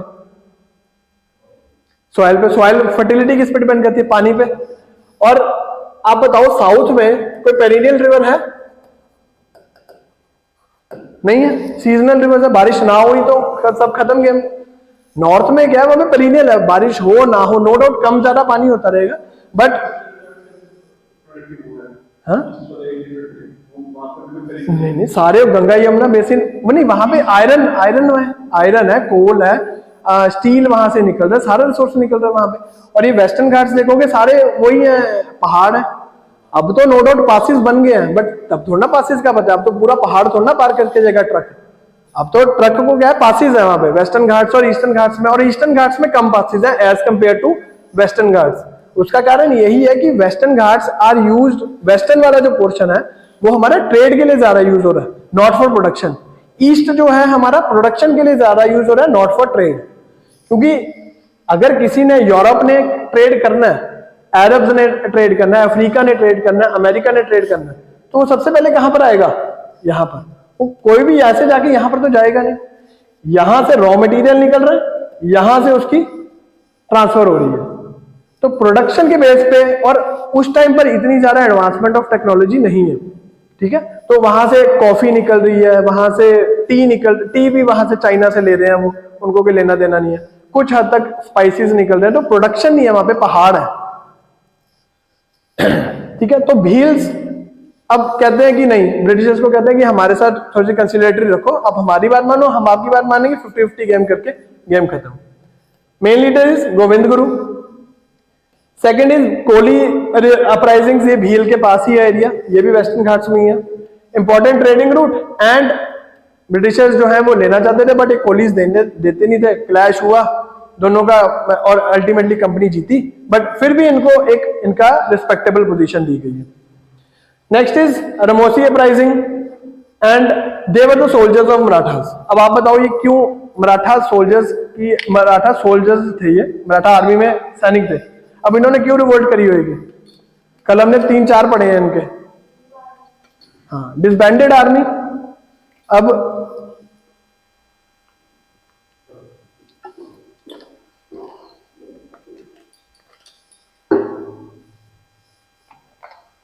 अब हमने कल जो पढ़ा था पीपल्स रिवोल्ट, तो उसमें हमने एक पॉइंट पढ़ा था डिसबैंडेड आर्मीज।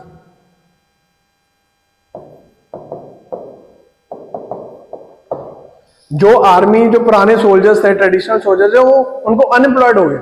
तो पहले क्या होता था कि राजा की जो सेना थी सारी उसके पास नहीं होती थी। अगर कोई पंजाब का राजा था, उसकी कुछ सेना हरियाणा में रहती थी, कुछ सेना मध्य प्रदेश में रहती थी, कुछ जम्मू कश्मीर में रहती थी। जब उसको जरूरत होती थी वो उनको फोन लगाता था और वो बंदे भेज देते थे अपने। तो बट अब क्या हुआ, जब पपेट राजा बन गया, सब्सिडरी लाइंस हो गया सबके साथ। और सब्सिडरी लाइंस का सबसे बड़ा पॉइंट क्या था कि वहां पे जो आर्मी मेंटेन करनी है वो कौन सी होगी? कंपनी की होगी या यूरोपियन आर्मी होगी। और इस चक्कर में क्या हुआ, जो ट्रेडिशनल सोल्जर्स थे, जो ट्रेडिशनल रेंट पे मतलब कि बेसिकली अपनी सर्विसेज प्रोवाइड करते थे, और इन रिटर्न उनको क्या मिलता था? लैंड, रेंट फ्री लैंड्स मिलती थी। बट अब क्या हुआ, ब्रिटिशर्स आ गए और वो बोलते कि आप खेती करते हो तो पैसे तो देने पड़ेंगे, बिकॉज अब तुम्हारा काम तो सोल्जर्स वाला तो काम हमने लेना नहीं तुमसे। और यही क्या होगा, इससे क्या होगा, प्रिविलेजेस, मतलब कि अब फॉर एग्जांपल किसी मेजर को जगह मिली हुई है कोई, ठीक है, बट कल को नई सरकार बन जाती है और वो कहती है कि नहीं जी, अब आज से तू, मतलब कि मेजर को कहते हैं नौकरी खत्म तेरी, और आज से जो इस लैंड पे कोई भी कमर्शियल एक्टिविटी हो रही है उसका टैक्स देना है। तो ऑब्वियसली मेजर कहेगा कि यार ये तो बात गलत है। और मेजर को काम क्या आता है? मेजर का काम क्या आता है सबसे बढ़िया? लड़ने का। तो लड़ेगा, फिर वो सारे मेजर आसपास के इकट्ठे करेगा और सारे लड़ने लग जाएंगे, क्योंकि उनका काम ही ये आता है, लड़ना। तो same is with traditional soldiers, उनका काम ही क्या आता है सिर्फ, क्योंकि जो लैंड है वो तो उस पर तो टेनेंट्स रखे हैं, पीजेंट्स रखे हैं, वो कमाते हैं, उगाते हैं, कमाते हैं और सब मतलब कि बढ़िया उनका प्रॉफिट हो रहा है। बट जो उसको खुद को, ट्रेडिशनल सोल्जर को सिर्फ एक ही चीज आती है, लड़ना, और वो लड़ेगा जब भी उसके प्रिविलेजेस पे अटैक होगा। और इसमें मेन लीडर जो हमने याद रखना है, चित्तूर सिंह, ये पक्का याद रखना है। उसके बाद उमाजी नायक, बाबू त्रिम्बाक जी, ये अपने नाम याद हो सकते हैं, ठीक है, but Chittur Singh with Ramosi revolt आपको जरूर याद रखना है। They were not happy with the treatment of Peshwas. इसके अलावा पेशवाज को ट्रीटमेंट से अच्छे खुश नहीं थे, क्योंकि जो लास्ट पेशवा थे उसका बेटा Nana Saheb, he was adopted सन, और उसको पेंशन लगा के लखनऊ भेज दिया था, और वो ही will also become a very important reason for revolt of 1857। एक तो यहाँ पे पेशवाज की इंसल्ट कर दी, और उसके बाद जो royal family of Maharana Pratap थी उसकी भी मतलब कि डिसरिस्पेक्ट करी कंपनी ने, तो इस वजह से भी वो नाराज थे। बट जो मेन कारण था दैट वाज इकोनॉमिक रीजन, कि जो इनको प्रिविलेजेस मिलती थी वो खत्म हो जाती है। इसके अलावा अब हमने ईस्ट वाली पढ़ ली, साउथ वाली पढ़ ली, अब हम कौन सी पढ़ेंगे? नॉर्थ ईस्ट वाली। उसमें पढ़ेंगे सबसे पहले खासी रिवोल्ट। कहां पर हो रही है? नॉर्थ ईस्ट में हो रही है। व्हेन ब्रिटिश ट्राइड टू, अब एक खासी रिवोल्ट का भी ये रीजन जरूर याद रखना है हमने। गोल्डन लैंड कौन सी है? गोल्डन लैंड, गोल्डन आइलैंड हमने पढ़ा, म्यांमार वाला साइड जो हो गया, ठीक है। तो ब्रिटिशर्स क्या चाहते थे कि ये गोल्डन लैंड सेम है बांग्लादेश, यानी कि आज का बांग्लादेश, यानी कि सेलत तक एक रोड बना लो। और उस रोड बनाने के चक्कर में क्या हुआ, जो बीच से निकलता हुआ, जहां से वो जंगलों से रास्ता निकलेगा, सड़क निकलेगी, तो वहां पर क्या होगा, ऑब्वियसली क्लैशेस होंगे, और उस क्लैशेस का नाम क्या है? खासी रिवोल्ट। तो और इसका लीडर कौन है? तीरथ सिंह। अब इसका रीजन आपने जरूर याद रखना है कि जब सड़क बन रही थी गोल्डन लैंड से सेलत डिस्ट्रिक्ट आज बांग्लादेश में, तो आज भी अगर सरकार अगर कभी किसी गांव के बीच में से, किसी जंगल के बीच में से रोड निकालने लगती है, प्रोटेस्ट होता है उस चीज का कि नहीं जी यहाँ से सड़क निकालनी, हमारे यहाँ पे एक्टिविटीज खराब होएंगी या फिर कुछ गलत हो जाएगा यहाँ पे, तो आज तक रिवोल्ट चलती है। तो सेम इज विद अगली आ गई Singpho revolt. Early 1830s when they killed political agent, यहाँ पे पॉलिटिकल जो ब्रिटिश एजेंट्स थे उनको ही मार दिया। And main leader is Nirang Fidu. इसके अलावा नॉर्थ ईस्ट में मिशमीज, खाम्पात एंड लूशियंस, ये सारी होती है। अब आपने ये करना है कि compare and contrast the tribal nature of revolts between east west and north east front. अब यहां पर आपको क्या सबसे बड़ा फर्क क्या लगता है? एक पॉइंट पे हम वेपन्स के पॉइंट पे कर लेते हैं, चलो वेपन्स एंड स्ट्रेटेजी के पॉइंट पे हम पढ़ लेते हैं। एक तो हमने पढ़ी है ईस्ट की, एक साउथ की, एक नॉर्थ ईस्ट की। अब आप मुझे बताओ वेपन्स और स्ट्रेटेजी में ट्राइबल रिवोल्ट्स हो रही है, सारी पढ़ ली है हमने, नाम पढ़ लिए, रीजंस पढ़ लिए। सबसे ज्यादा एडवांस्ड कौन सी वाली होंगी? जिनके पास बढ़िया मतलब कि गन्स होंगी, बढ़िया टैंक तो नहीं, चलो बढ़िया तोपें वगैरह होंगी। सबसे एडवांस्ड अगर वेपन्स और स्ट्रेटेजी की बात करें तो किसके पास होगी? ईस्ट वालों के पास, साउथ वालों के पास, या नॉर्थ ईस्ट वालों के पास? कारण मराठा सबसे एडवांस नंबर होएगा इनके पास, नंबर 2 होएगा इनके पास, और ये अभी भी लाठी डंडे वाले हैं। तो ऐसे करके आपने नेचर वेपन स्ट्रेटेजी होगी, उसके बाद आपने पढ़ना नेचर की लड़े कैसे, वो गुरीला वॉरफेयर करा कि खुले में लड़ाई करी, उसके बाद आउटकम। तो ऐसे के 5-6 अपने पॉइंट्स बनाने हैं और कंपेयर करना है। और उसके बाद हमने एक इस चीज पे भी करना है फ्रीक्वेंसी, कि how frequent they were in the revolts.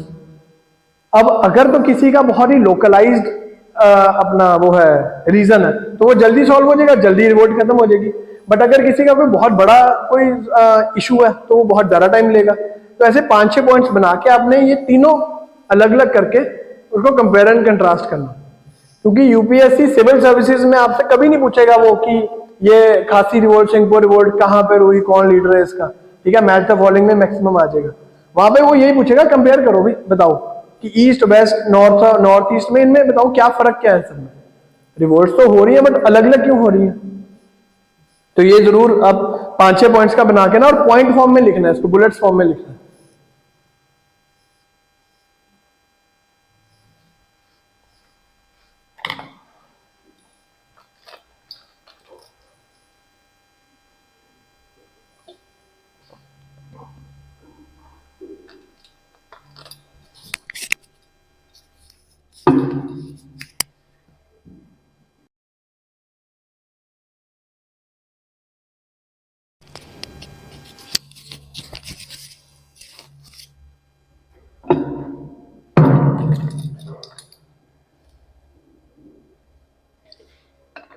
Learn कर रहे हो साथ साथ में?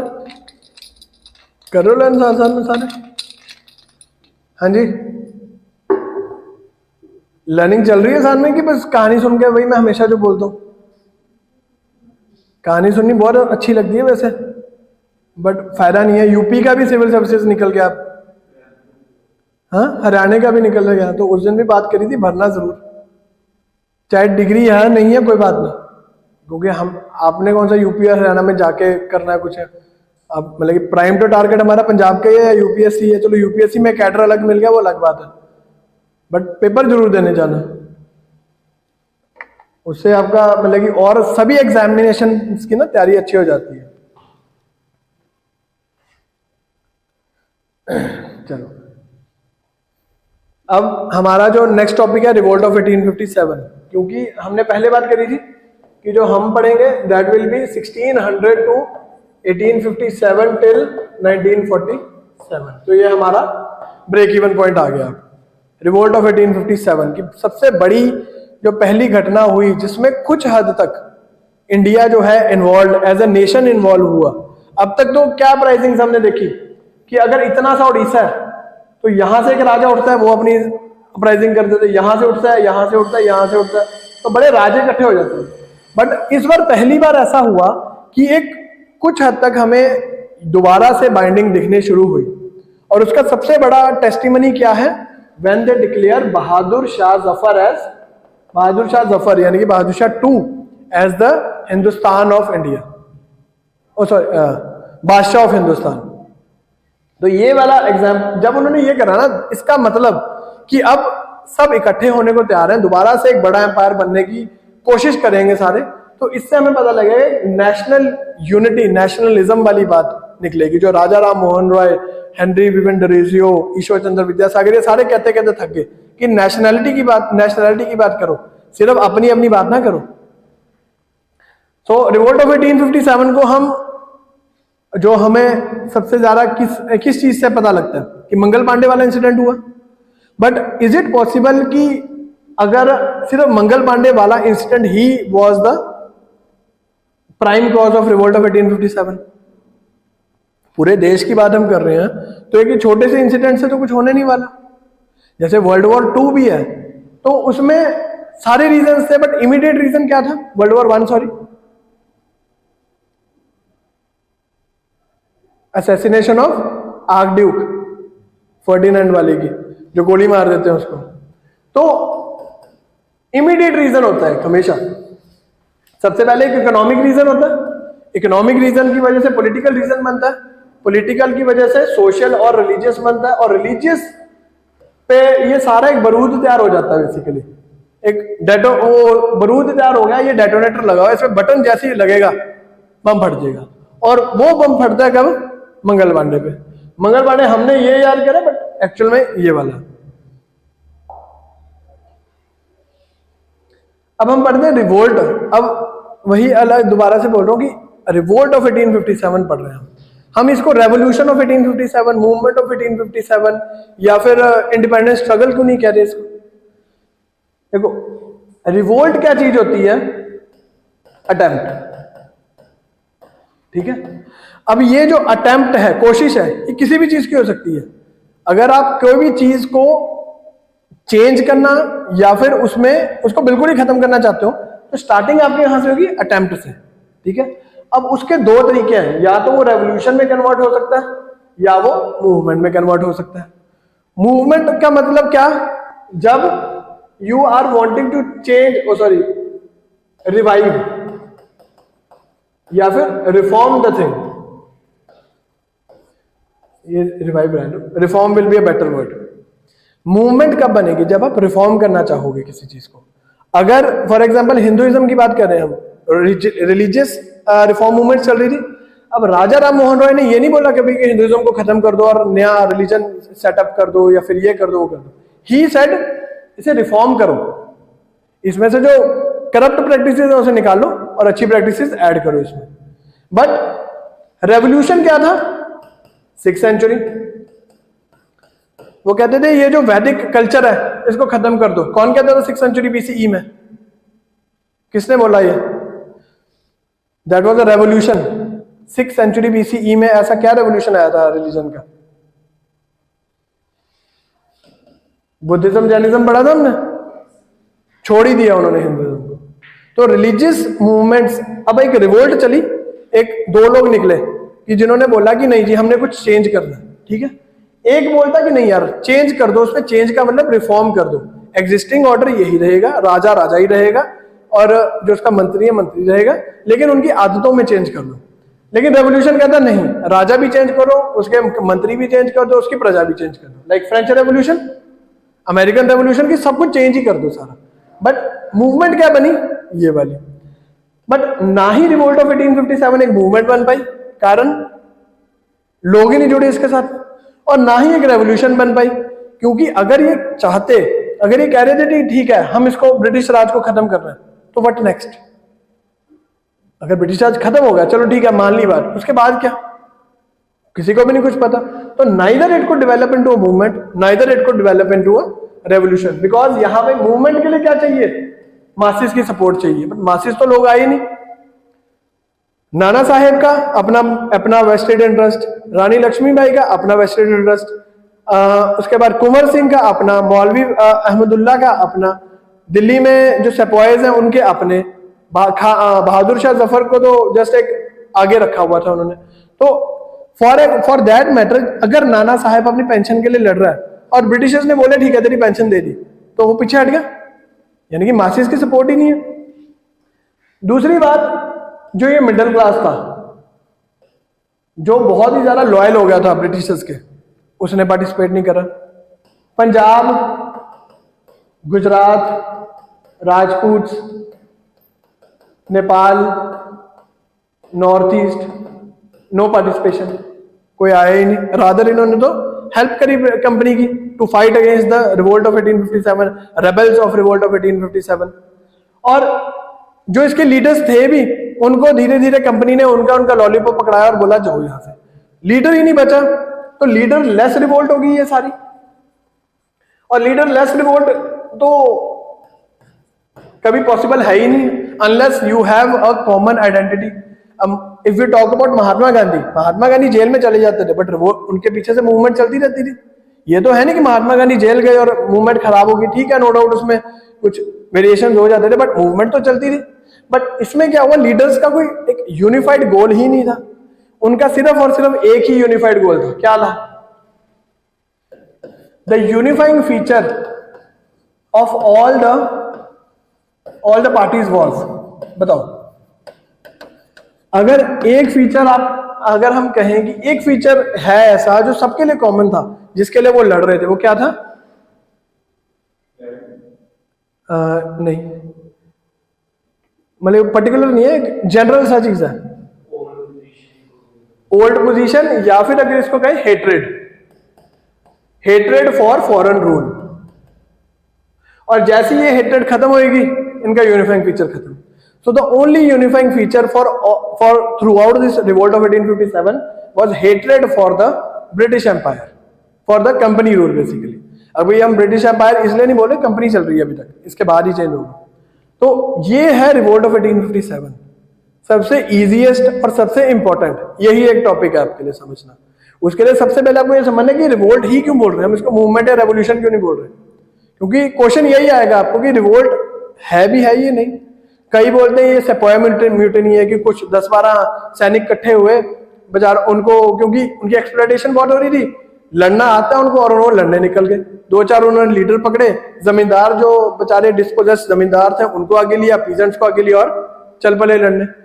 कई लोग कहते हैं it was the first war of independence, तो और इसी को काउंटर करते हैं लोग कि नहीं, neither it was first, neither it was a war, neither it was a war of independence.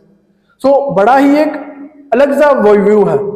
But ये सारे व्यूज हमें दे कौन रहा है? व्यूज हमें दे कौन रहा है? कॉलोनियल टेक्स्ट दे रहे सिर्फ। कोई भी कॉलोनियल टेक्स्ट बेसिकली यूरोपियंस के द्वारा लिखे गए जो टेक्स्ट है वो बता रहे हैं हमें, क्योंकि उस टाइम पर अगर कुछ भी रिवोल्ट ऑफ 1857 के बारे में लिखा गया था, या तो उसे सर्कुलेट नहीं होने दिया या उसे छपने नहीं दिया। तो जो हम पढ़ रहे हैं सारा सिस्टम, ये किन की पॉइंट ऑफ व्यू से पढ़ेंगे? हम कॉलोनियल पॉइंट ऑफ व्यू से पढ़ेंगे, और वो हमेशा अपने आप को जस्टिफाई कर जाते हैं कि नहीं, it was just a mutiny. और ना ही इसलिए वो कभी इसको मूवमेंट बोलेंगे और ना ही इसको कभी रेवोल्यूशन बोलेंगे, ये बोलेंगे बस एक छोटी सी चिंगारी थी जो हमने बुझा दी थी। अब एनसीईआरटी इसको कैसे शुरू करता है? It was a mighty revolt in north and central, देखो इंडिया भी नहीं बोल रहा अभी तो, it was a mighty revolt in north and central India, nearly swiped the British rule. Nearly swiped, nearly पकड़ो एक तो यहां पे, और यह पढ़ो नॉर्थ एंड सेंट्रल सिर्फ। Started with the mutiny of sepoys and covered the regions and masses. ठीक है, स्टार्ट तो हो गया, रीजन्स एंड मासेस को कर लिया। इसमें मासेस कौन थे? Old order. Pan participation became glorious message to British. Pan participation कुछ हद तक नॉर्थ और सेंटर तो इकट्ठे हुए, चलो नर्मदा से ऊपर वाला रीजन कुछ लेवल तक तो इकट्ठा हुआ। Message to British as resistance, this resistance became idea for Indian national movement. अब जब ब्रिटिशर्स, जब हमने फर्स्ट चैप्टर जब पढ़ा था तो हमने पढ़ा था कि उसमें गुप्ता पीरियड को गोल्डन एज बोला गया। ठीक है, ये किसको काउंटर कर रहा था कि भाई इंडिया में तो कोई सिविलाइजेशन नाम की चीज ही नहीं है। इसको काउंटर करने के लिए गुप्ता एज आई, कि लोगों को बताने के लिए कि नहीं, वो चीज वो लोग गलत बोल रहे हैं। तो सेम वे इंडियन जो ऑथर्स थे, इंडियन राइटर्स थे, उनको अब कुछ बेंचमार्क तो चाहिए था, कोई एक ऐसी इवेंट शो करनी थी आगे वाली फ्रीडम स्ट्रगल मूवमेंट को, आगे लोगों को।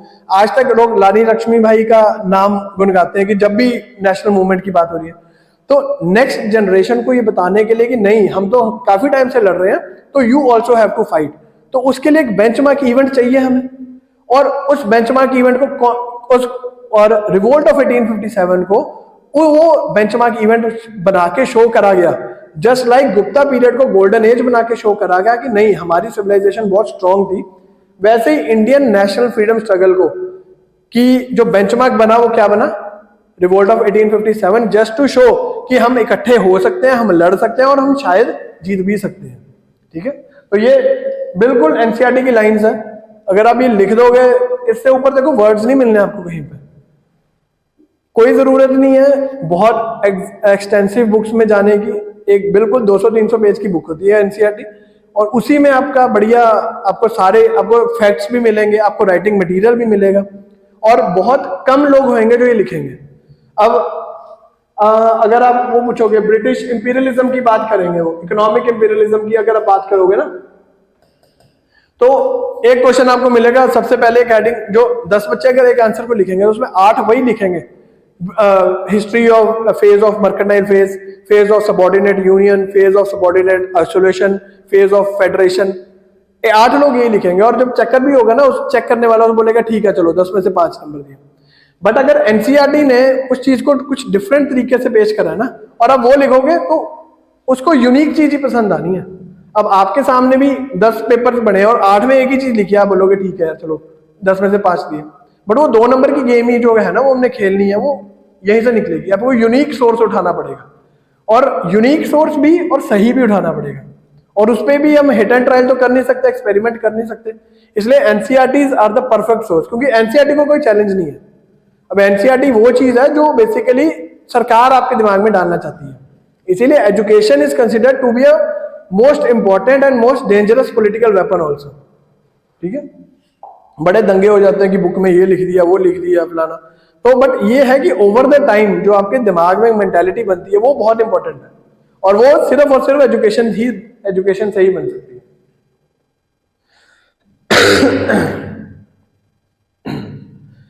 बिफोर 1757 रूलर का क्या काम था? वेलफेयर ऑब्जेक्टिव होता था, और उसके पास हमेशा एक प्लान बी होता था इन केस ऑफ इमरजेंसी। अगर सूखा पड़ गया, बाढ़ आ गई, अकाल पड़ गया, कुछ हो गया, बीमारी फैल गई, तो उसके पास हमेशा एक प्लान बी होता था कि जहां पे वो वेलफेयर का काम करता था, नहीं तो वो अपना बढ़िया रेवेन्यू कलेक्ट कर रहा है। बट अब जब कंपनी आई तो कंपनी को कोई लेना देना नहीं, बाढ़ आई है, अकाल आ गया, कुछ भी आ गया, ठीक है, प्रोडक्शन हुई नहीं हुई, मुझे मेरा टैक्स चाहिए, और नहीं दे सकते तो हमारी लैंड वापस कर दो। तो that means a fundamental motive जो है वो प्रॉफिट बन गया था, and it was not welfare. इस चक्कर में क्या हुआ, पॉलिटिकल इफेक्ट भी पड़ा, एडमिनिस्ट्रेटिव भी पड़ा, कल्चरल भी पड़ा, इकोनॉमिक भी पड़ा, और रिलीजियस एंड सोशल भी पड़ा। पॉलिटिकल क्या पड़ा, पॉलिटिकल कंट्रोल क्या चेंज क्या है, ऊपर लिखा हुआ चेंज ऑफ सरकार ही हो गया, चेंज ऑफ गवर्नमेंट ही हो गया। चेंज ऑफ गवर्नमेंट हुई तो उसकी एडमिनिस्ट्रेशन चेंज होगी, जो किस मोटिव पे काम कर रही थी, प्रॉफिट के मोटिव पे। प्रॉफिट के मोटिव पे काम करने के लिए, ठीक है, यहां से एक्सप्लॉइट करना है और यहां पे फिनिश गुड्स बेचनी है। दैट मीन्स कल्चर आपको चेंज करना पड़ेगा, धोती से आपको जीन्स पे लेके आना पड़ेगा, तो जीन्स पे ले आए। इकोनॉमिकली आपको चेंज करना पड़ेगा कि जिन लोगों के पास पैसा है उनके पास सिर्फ उतना पैसा रहे कि वो हमारे कंज्यूमर बने रहे, इतना पैसा ना हो जाए कि उनको खुद ही अपनी इंडस्ट्री बनाए और वहां पे प्रोडक्शन करने लग जाए। और ये करते करते जब आप कल्चर किसी जगह का चेंज कर दोगे तो रिलीजन भी चेंज करना पड़ेगा। अब अगर आपका रिलीजन आपको कहता है कि हमने ये फॉर एग्जांपल ओवरसीज ट्रेवल नहीं करना, ठीक है, बट वहां पर तो इकोनॉमिक्स तो खत्म हो जाएंगी, सारा टूरिज्म इंडस्ट्री खत्म हो जाएगी, तो बेसिकली वो आपके रिलीजन को चेंज करने की कोशिश करेंगे, तो यहाँ पर रिलीजियस चेंजेस भी आ जाएंगे। और जब ये सारे चेंजेस हो जाएंगे तो ऑब्वियसली सोसाइटी चेंज होएगी। तो ये सारे चेंजेस की जो कल्मिनेशन है, कुछ छुटपुट हमें अपराइजिंग में दिखी, बट एक कंबाइंड इफेक्ट हमें कहां पे दिखता है, रिवोल्ट ऑफ 1857 में। और जिसका सबसे बड़ा कारण क्या था, इकोनॉमिक एक्सप्लॉयटेशन का। आज से कुछ टाइम पहले क्या होता था कि अगर आप किसी भी पब्लिक बिल्डिंग पे जाते थे ना, वहां पे क्या मैसेज लगा होता था कि ये आपकी अपनी अमानत है, इसको साफ रखो। और ऐसा कोई सुनता तो था नहीं, वहां पे जाया और थूक दिया। अब क्या है, फॉर स्पिटिंग इन पब्लिक आपको क्या लगता है, फाइन लगता है कि it is not your property, it is my property now. अब यही हुआ कि जो ओल्ड किंग्स थे ना, वो कहते थे कि ये आपका है सारा कुछ। ट्राइबल्स को कहते थे आपकी ये फॉरेस्ट है, पीजेंट्स को कहते थे आपकी ये लैंड है। तो हर एक को हमारे साथ एसोसिएट कर देते थे, और अगर हमारी चीज है, चाहे मैं गंदा करूं चाहे साफ रखूं, वो मेरी मर्जी है। बट अब न्यू किंग्स जो आए, न्यू ऑर्डर जो आया, वो कहता कि नहीं, ये लैंड भी मेरी है, फॉरेस्ट भी मेरे हैं, ये रिसोर्सेज भी मेरे हैं। और अगर तुम इसे हार्म करोगे तो you will have to pay the fine. तो बेसिकली एक इकोनॉमिक एक्सप्लॉयटेशन स्टार्ट होगी कि अगर आप इसको मेरे हिसाब से नहीं चलाओगे किसी चीज को, अगर मैंने आपको बोला है कि इस लैंड पे फूड क्रॉप नहीं उगेगी, कैश क्रॉप उगेगी, और अगर आप फूड क्रॉप उगा रहे हो अपने खाने के लिए तो उसको फाइन भरना पड़ेगा। तो इकोनॉमिक एक्सप्लॉयटेशन से स्टार्ट होके हमने सारे पढ़ लिए कि इकोनॉमिक से क्या, इकोनॉमी से पॉलिटी, पॉलिटी से सोशल, सोशल से culture and lastly society and religion. अब जब इकोनॉमिक एक्सप्लॉयटेशन करनी है तो स्टेट को समझना पड़ेगा।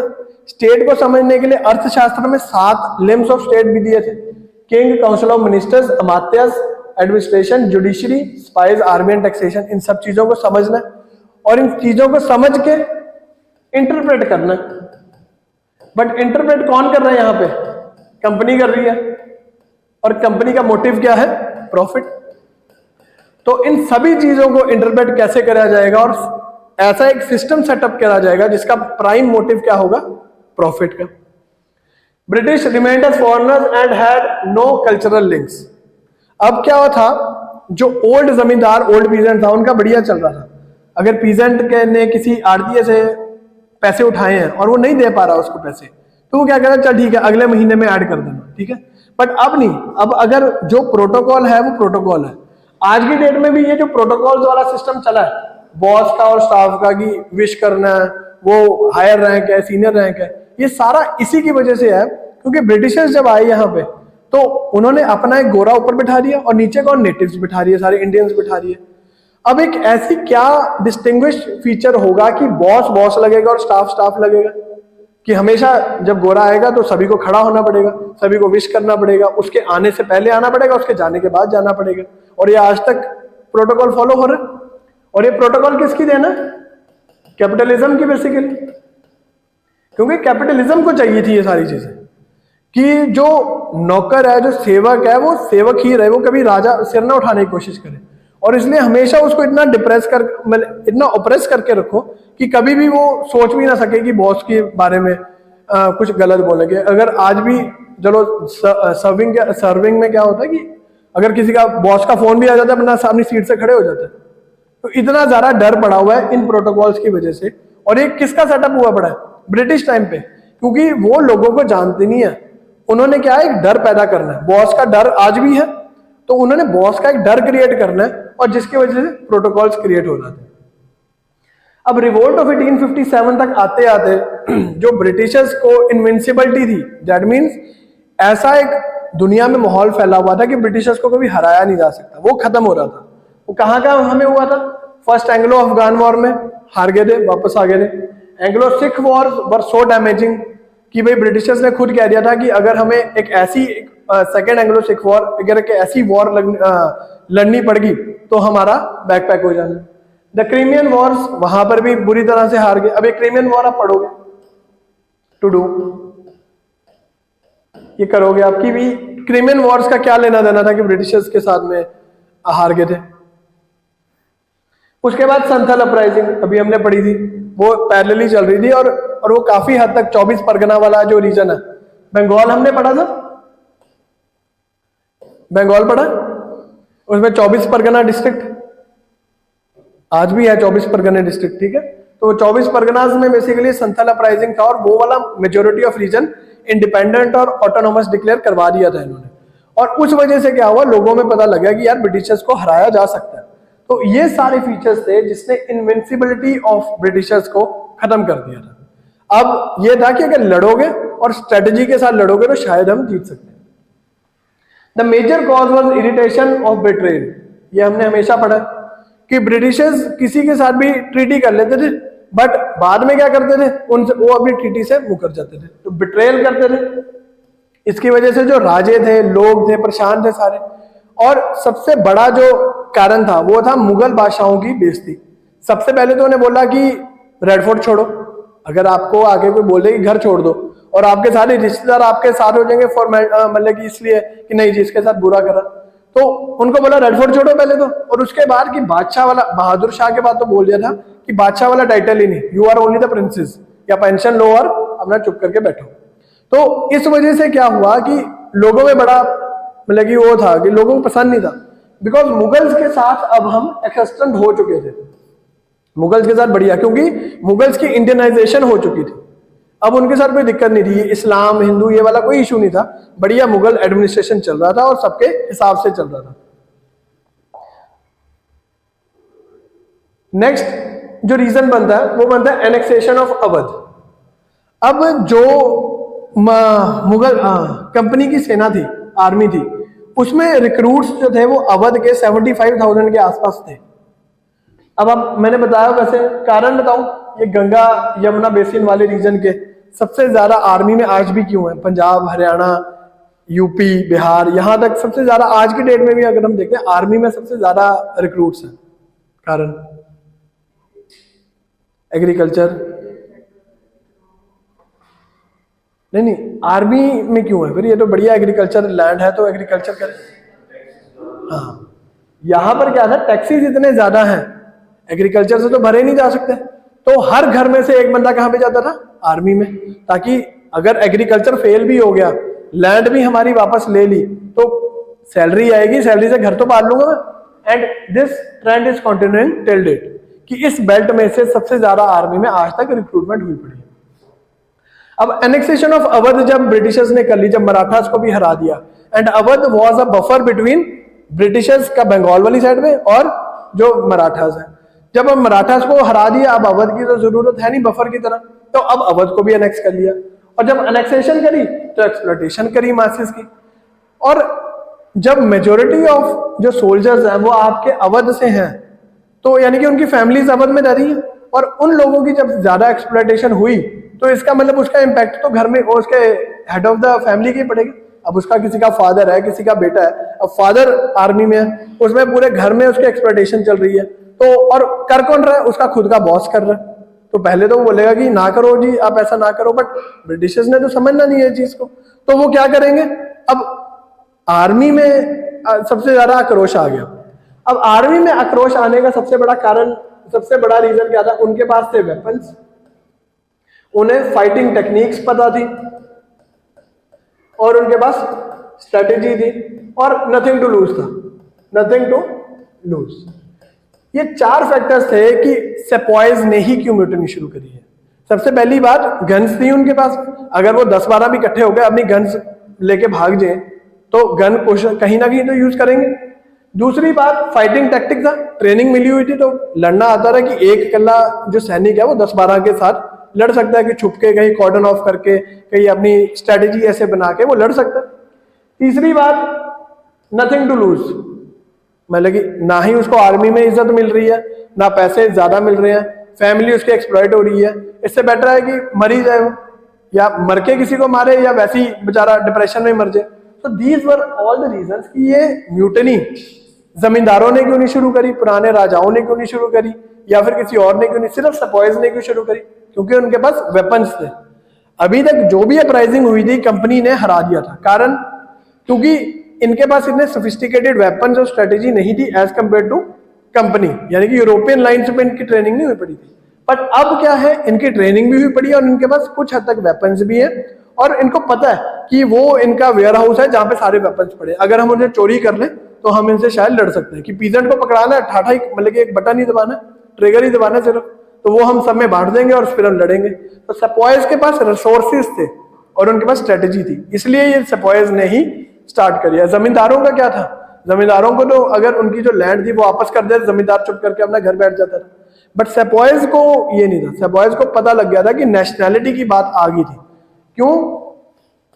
क्योंकि जब वहां पे क्राउन होती रहती थी तो सेपॉयज कहते थे क्राउन है क्या चीज, तो तब उनको पता लगा कि क्राउन एक देश का होता है और देश एक नेशन होती है, और ऐसी हिंदुस्तान एक नेशन है जिसपे एक कंपनी जो है वो राज करना चाहती है। तो ये सारी फीलिंग्स की वजह से ही सेपॉयज ने ये स्टार्ट करी। डिस्पोजेस सोल्जर्स एंड तालुकदार्स, ये तो हमेशा रहेंगे, डिस्पोजेस सोल्जर्स, तालुकदार। तालुकदार कौन है बताओ?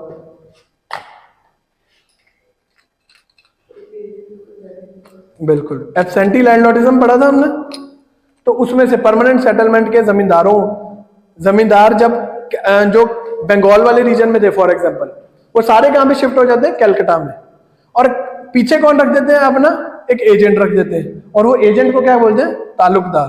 यानी कि 2 स्टेज जमींदारी शुरू हो जाती है। आज भी अगर बिहार वाली साइड पे, वेस्ट बंगाल वाली साइड पे जाओगे, लोगों के घरों के बाद ताल्लुकदार सरनेम है प्रॉपर। तो ये ताल्लुकदार कहां से निकलता है? यहां से। सेम पंजाब में भी फॉलो हो रहा है। सारे कनाडा ऑस्ट्रेलिया गए हैं, सिर्फ साल में 2 बार ठेका लेने आना।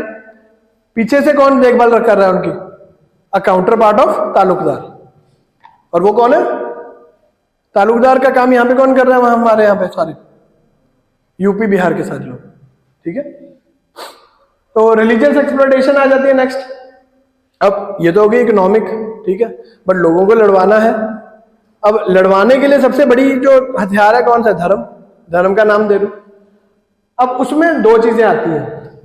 एक तो सबसे पहले क्रिश्चियन मिशनरीज का रोल आ जाता है। क्रिश्चियन मिशनरीज ने आके पास करे 2 laws, law of inheritance and religious disabilities act of 1856।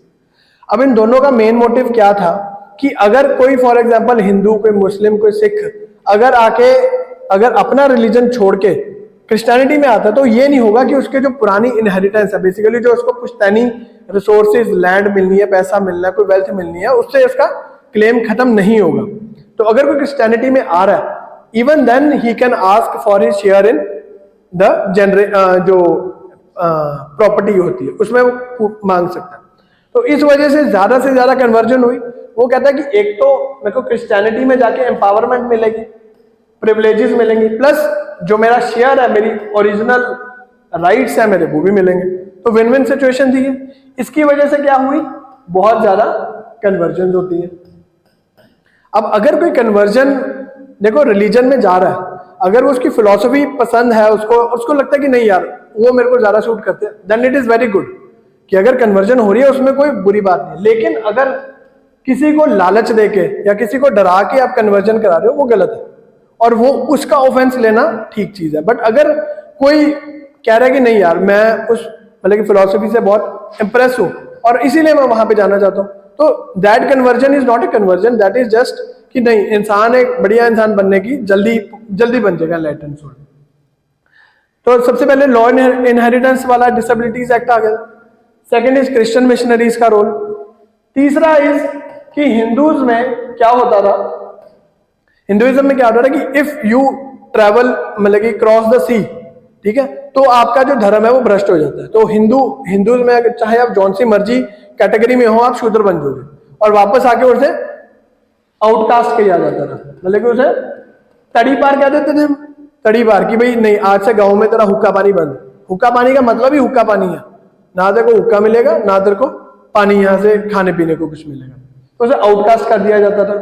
अब ब्रिटिशर्स ने जब लड़ना है, उन्होंने अपनी जो फोर्सेज है वो अरब भी भेजनी है, अरेबियन लैंड भी भेजनी है, कहीं वर्ल्ड वॉर चल रही है वहां भी भेजनी है, अमेरिका भी भेजनी है।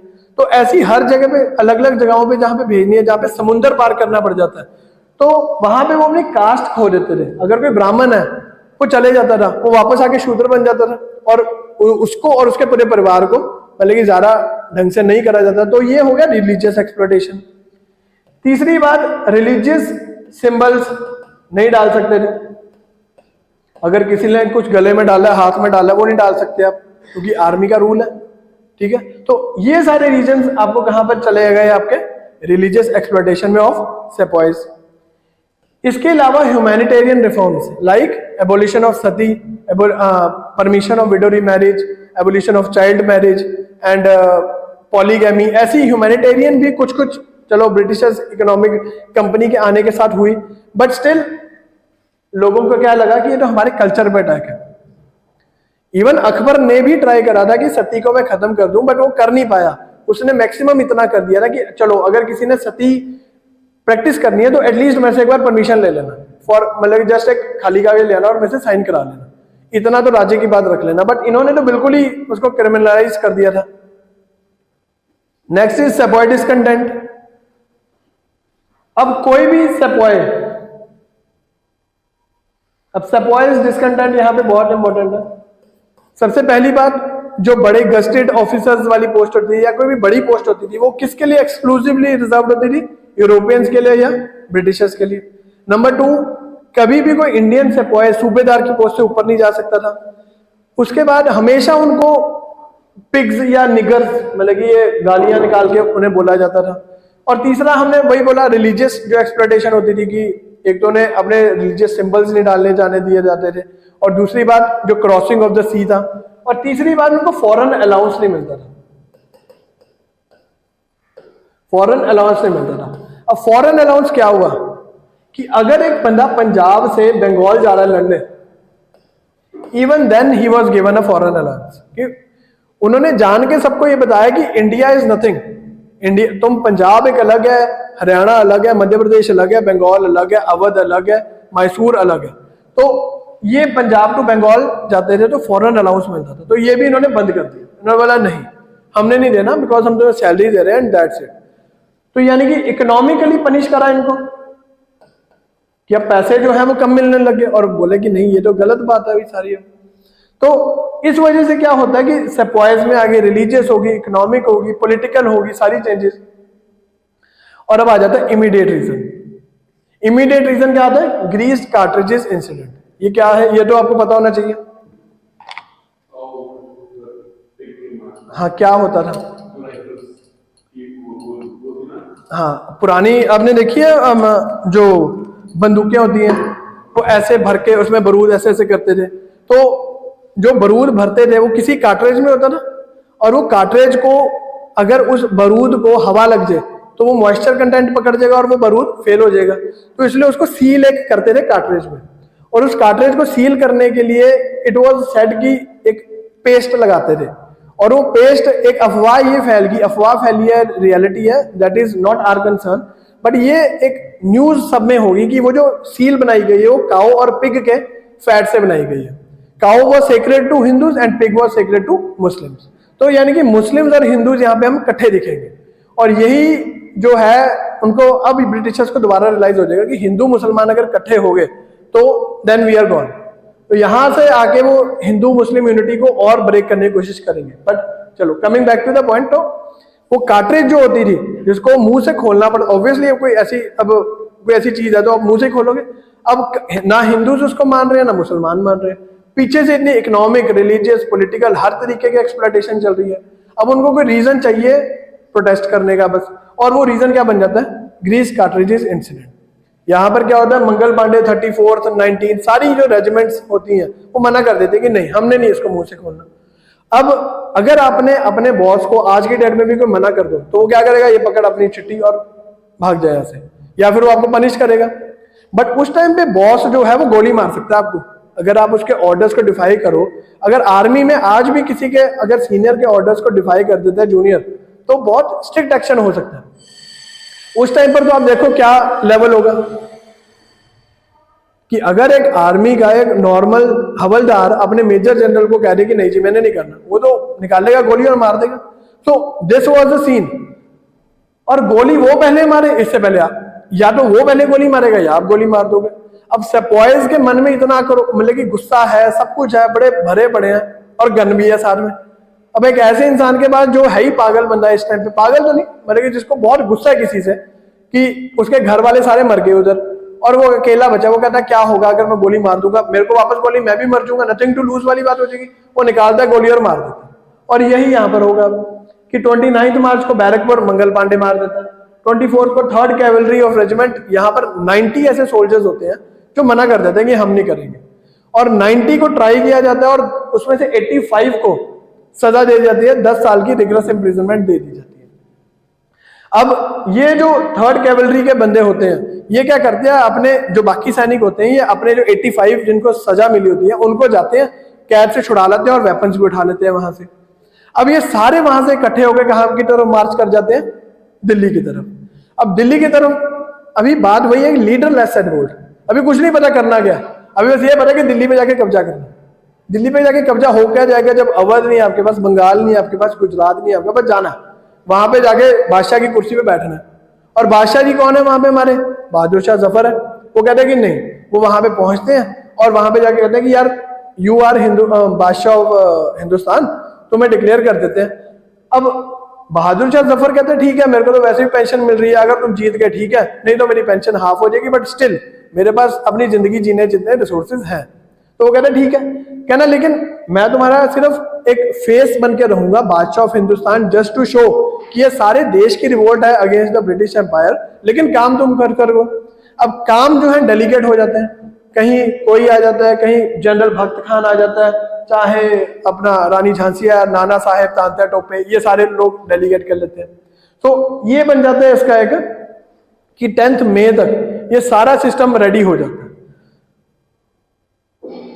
अब 10 मार्च तक सारा सिस्टम हो गया रेडी, तो बहादुर शाह जफर को डिक्लेयर कर दिया सब कुछ। अब ये क्या करते हैं, यहाँ पे एक सेपॉय काउंसिल बना देते हैं, एक प्रोविजनल गवर्नमेंट टाइप ऑफ बना लेते हैं, जो कुछ टाइम तक सिस्टम चलाती रहती है। बट वही बात है कि जब हमने फ्रेंच रेवोल्यूशन भी पढ़ा, उन्होंने नो डाउट गए, टेनिस कोर्ट ऑथ ली, उसके बाद पुरानी सरकार गिराई और खुद सरकार बना ली। बट पता ही नहीं उन्हें क्या करना है, सरकार बनानी है तो क्या करना है। वो बोलता है ये चोरी कर रहा था जी, वो कह रहा है ठीक है गोली मार दो उसको, वो कह रहा है ये मेरा सामान, वो बाद में पता लगता है कि चोरी तो दूसरे बंदे ने करी है। तो नो डाउट उनके पास एक जज्बा है फ्रीडम स्ट्रगल, फ्रीडम का, या फिर अपने जो उनके इश्यूज है उनको सॉल्व कराने का। बट उन्हें पता नहीं कि उनकी प्रायोरिटीज क्या है, प्लानिंग क्या है। आपके पास एम है, ऑब्जेक्टिव है, वेरी गुड, बट आपको प्लानिंग और प्रायोरिटी नहीं करनी आती, फिर क्या करेंगे। जाना दिल्ली है, ठीक है, प्लानिंग करी नहीं, 2 लीटर तेल डलवा लिया गाड़ी में कि नहीं जी शायद पहुंच जाएंगे। प्रायोरिटीज है नहीं कि भाई ये नहीं पता कि वाया कश्मीर जाएंगे, वाया कहां से जाएंगे, जाना दिल्ली है। तो प्लानिंग और ऑब्जेक्टिव होना is a good thing to start, but उसे कंटिन्यू करना, उसके लिए we need a planning and priority. But उसके लिए भी चाहिए, we need a mentor, we need a guide, we need a leader, और यहाँ पे तो कोई लीडर है ही नहीं। बहादुर शाह जफर कहता है कि तुम लड़ो मरो जो मर्जी करो, मैं अपने घर में बैठा हूं, अगर कभी तुम आजाद करा पाए हमें ब्रिटिश एम्पायर से तो मैं आके साइन कर दूंगा, उनका ट्रीटी कर लूंगा। अब revolt turned into a revolution कुछ हद तक आफ्टर पार्टिसिपेशन ऑफ मासेस। देखो, बट अभी हमने बात करी थी कि रिवोल्ट का रेवोल्यूशन नहीं बन पाया, कारण क्या था। यहां पे तो इसने बोल दिया कि मासेस की होगी पार्टिसिपेशन, रेवोल्यूशन क्यों नहीं बन पाया फिर ये।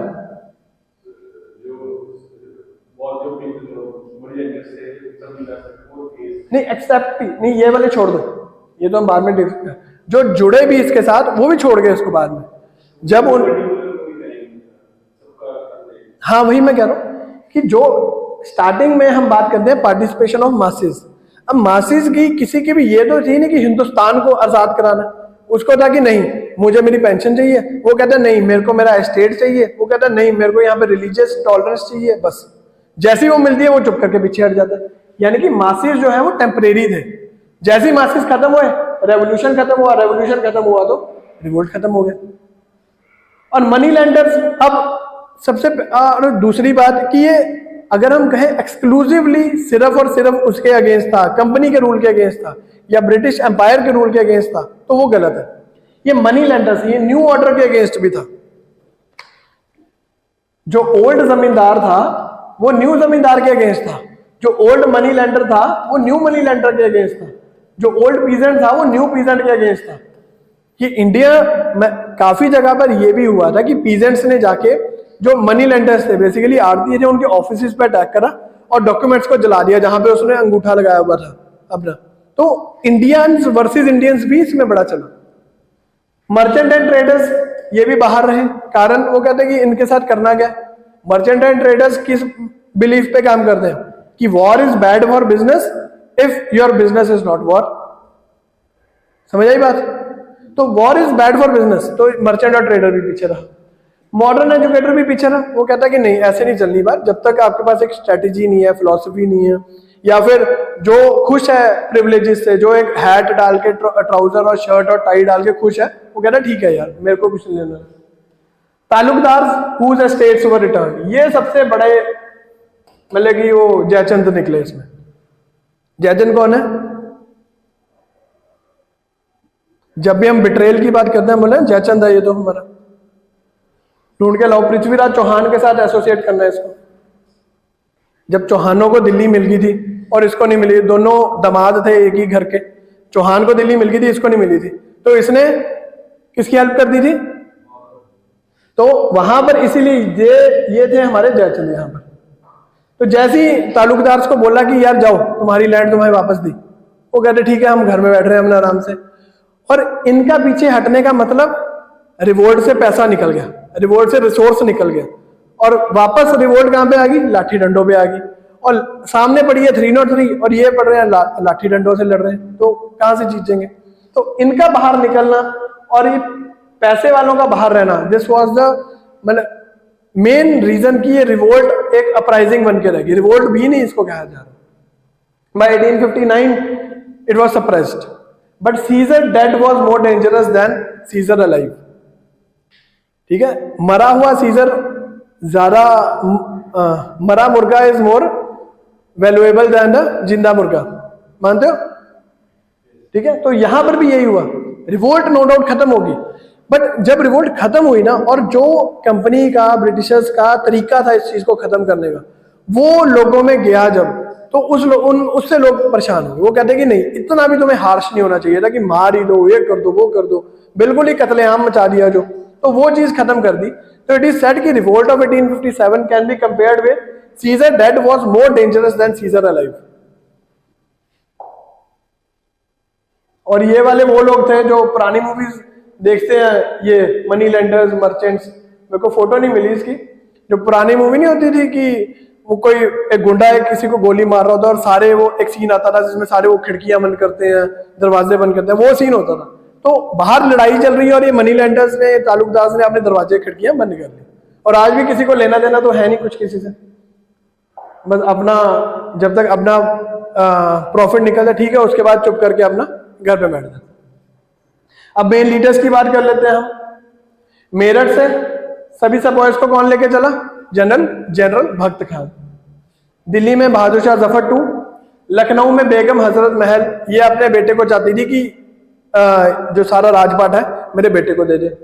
कानपुर में नाना साहेब वांटेड की pension because he was the adopted son of last Peshwa, इसलिए इसको पेंशन भी बंद कर दी थी। एंड तांत्या टोपे स्टार्टिंग में ही helped Nana Sahib and later he moved to Rani Jhansi और लखनऊ, और उसके बाद जब ये सप्रेस हो गई तो तांत्या टोपे और Begum Hazrat Mahal, it is said they both moved to Nepal, मतलब इनका कोई रिकॉर्ड नहीं है।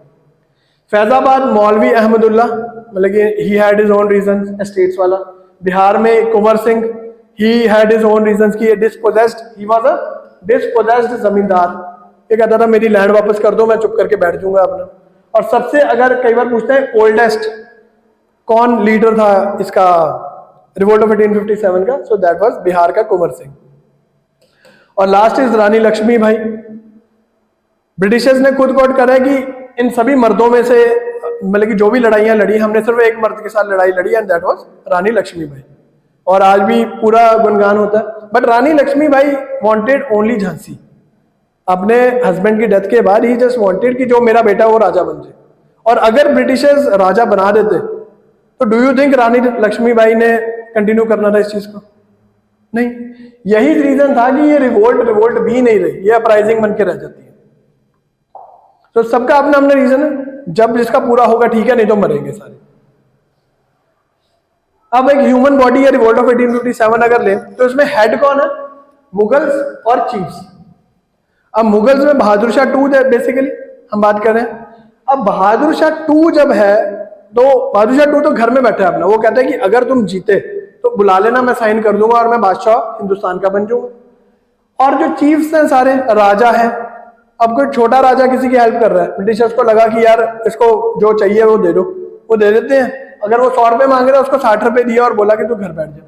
तो जो इस रिवोल्ट का सिर है, सबसे इंपॉर्टेंट जो चीज है दैट इज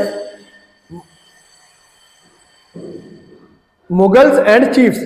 अगर वही इतने वीक लिंक्स हैं तो कहां से चल जाएगी? और बॉडी जो है वो किसकी है? पीजेंट्स और मासिस की। रिसोर्स क्रंच है, पैसे तो है ही नहीं इनके पास, पैसा कहां से आ रहा है? इनके पास से। और जैसे ही ये सेटल डाउन हो जाएंगे, रिसोर्सेज खत्म, दोबारा से वही रास्ते में से पत्थर उठा लिया, रास्ते में से लाठी उठा ली, पेड़ से डंडा निकाल लिया, इससे तो लड़ना है। और सामने क्या पड़ी है? 303 पड़ी है, गन्स पड़ी है, वो तो पीछे 2 किलोमीटर 2 किलोमीटर मतलब 100-200 मीटर पे ही वो गोली मार देंगे वो तुम्हें। No planning and poor organisation, planning ने कुछ नहीं पता करना क्या। No binding force, only binding force was hatred against British. But as soon as hatred क्यों थी? अगर किसी डिस्पोजेस जमींदार की हेट्रेड क्यों है ब्रिटिशर्स के लिए? क्योंकि उसने मेरी लैंड ले ली, लैंड वापस कर दी, बस हेट्रेड खत्म। अगर किसी ताल्लुकदार की जमीन ले ली या फिर उससे कोई रेंट ड्यू था, वो कहते चल तेरा रेंट माफ। पीजेंट से था, पीजेंट नहीं, अगर किसी सॉरी ताल्लुकदार ही ठीक रहेगा बेटर, तो ताल्लुकदार से था, ताल्लुकदार से बोला कि तेरा रेवेन्यू आज से 2 साल के लिए तू रेंट फ्री लैंड एंजॉय कर, वो भी चुप करके बैठ गया, तो यानी कि उसकी हेट्रेड भी खत्म होगी। तो ये हेट्रेड एक बड़ा, आज की डेट में भी अगर आप किसी से दुश्मनी करते हो, क्या वो परमानेंट होती है? साल 2 साल के बाद आप बोलते हो कि छोड़ दो। यहाँ पे तो है ही सारा पॉलिटिक इकोनॉमिक गेन्स की बात है सारी। अगर आपका दुश्मन आपको आगे करोड़ रुपया दे दे और बोले कि नहीं यार मेरे को सॉरी बोलता है, वो बोलेगा कोई बात नहीं, तू 50 लाख दे जा, 50 लाख अपने पास रख, आपका बेस्ट फ्रेंड बन जाएगा वो इन कमिंग टाइम्स, क्योंकि वो आपको घुमाएगा फिराएगा और बढ़िया दोस्ती हो जाएगी दोबारा से।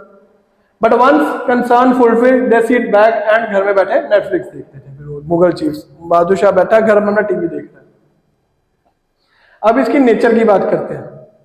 अब नेचर अलग अलग ऑथर्स ने क्या क्या बोला इसको, तो गो थ्रू हो जाना है। सर जॉन सिस्ले ने क्या बोला, इट वाज ए अनपैट्रियोटिक सेपॉय म्यूटनी।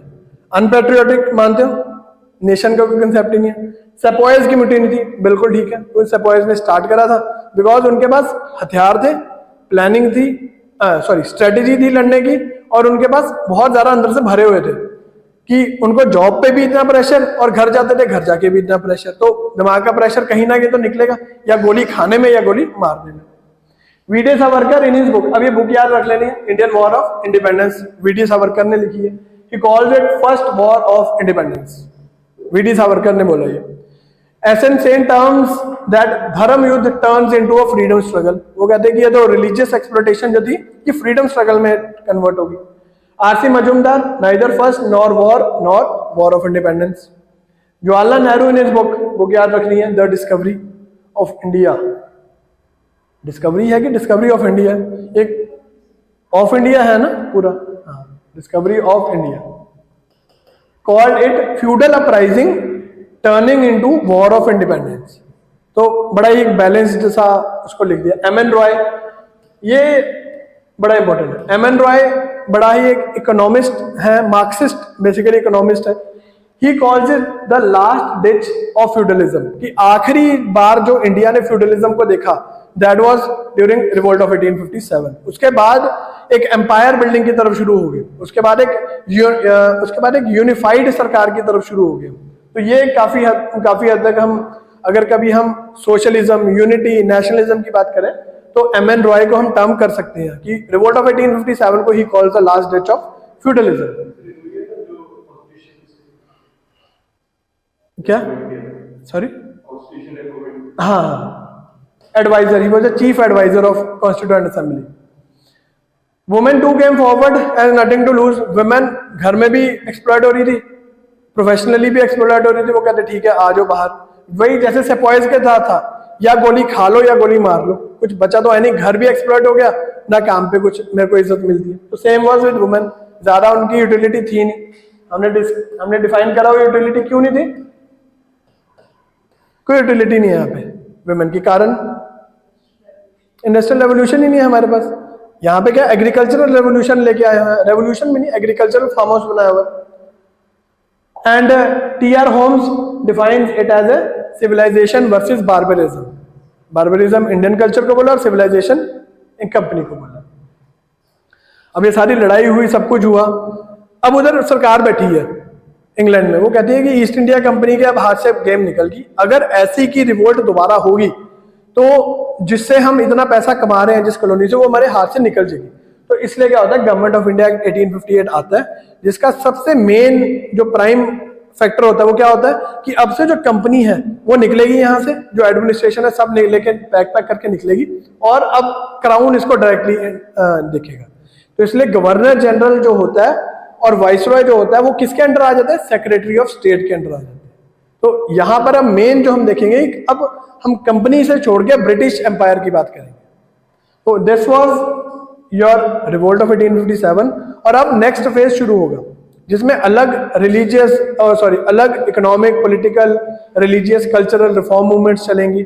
और उन रिफॉर्म मूवमेंट्स में सबसे नंबर 1 पे कौन सी पार्टी रहेगी, इंडियन नेशनल कांग्रेस। ठीक है, तो वो स्टार्ट करेंगे और उसके बाद हम देखेंगे क्या इसकी आगे इंडियन नेशनल मूवमेंट स्ट्रगल में क्या चलता है। तो एनी क्वेश्चंस फॉर टुडे, वरना you are free to go.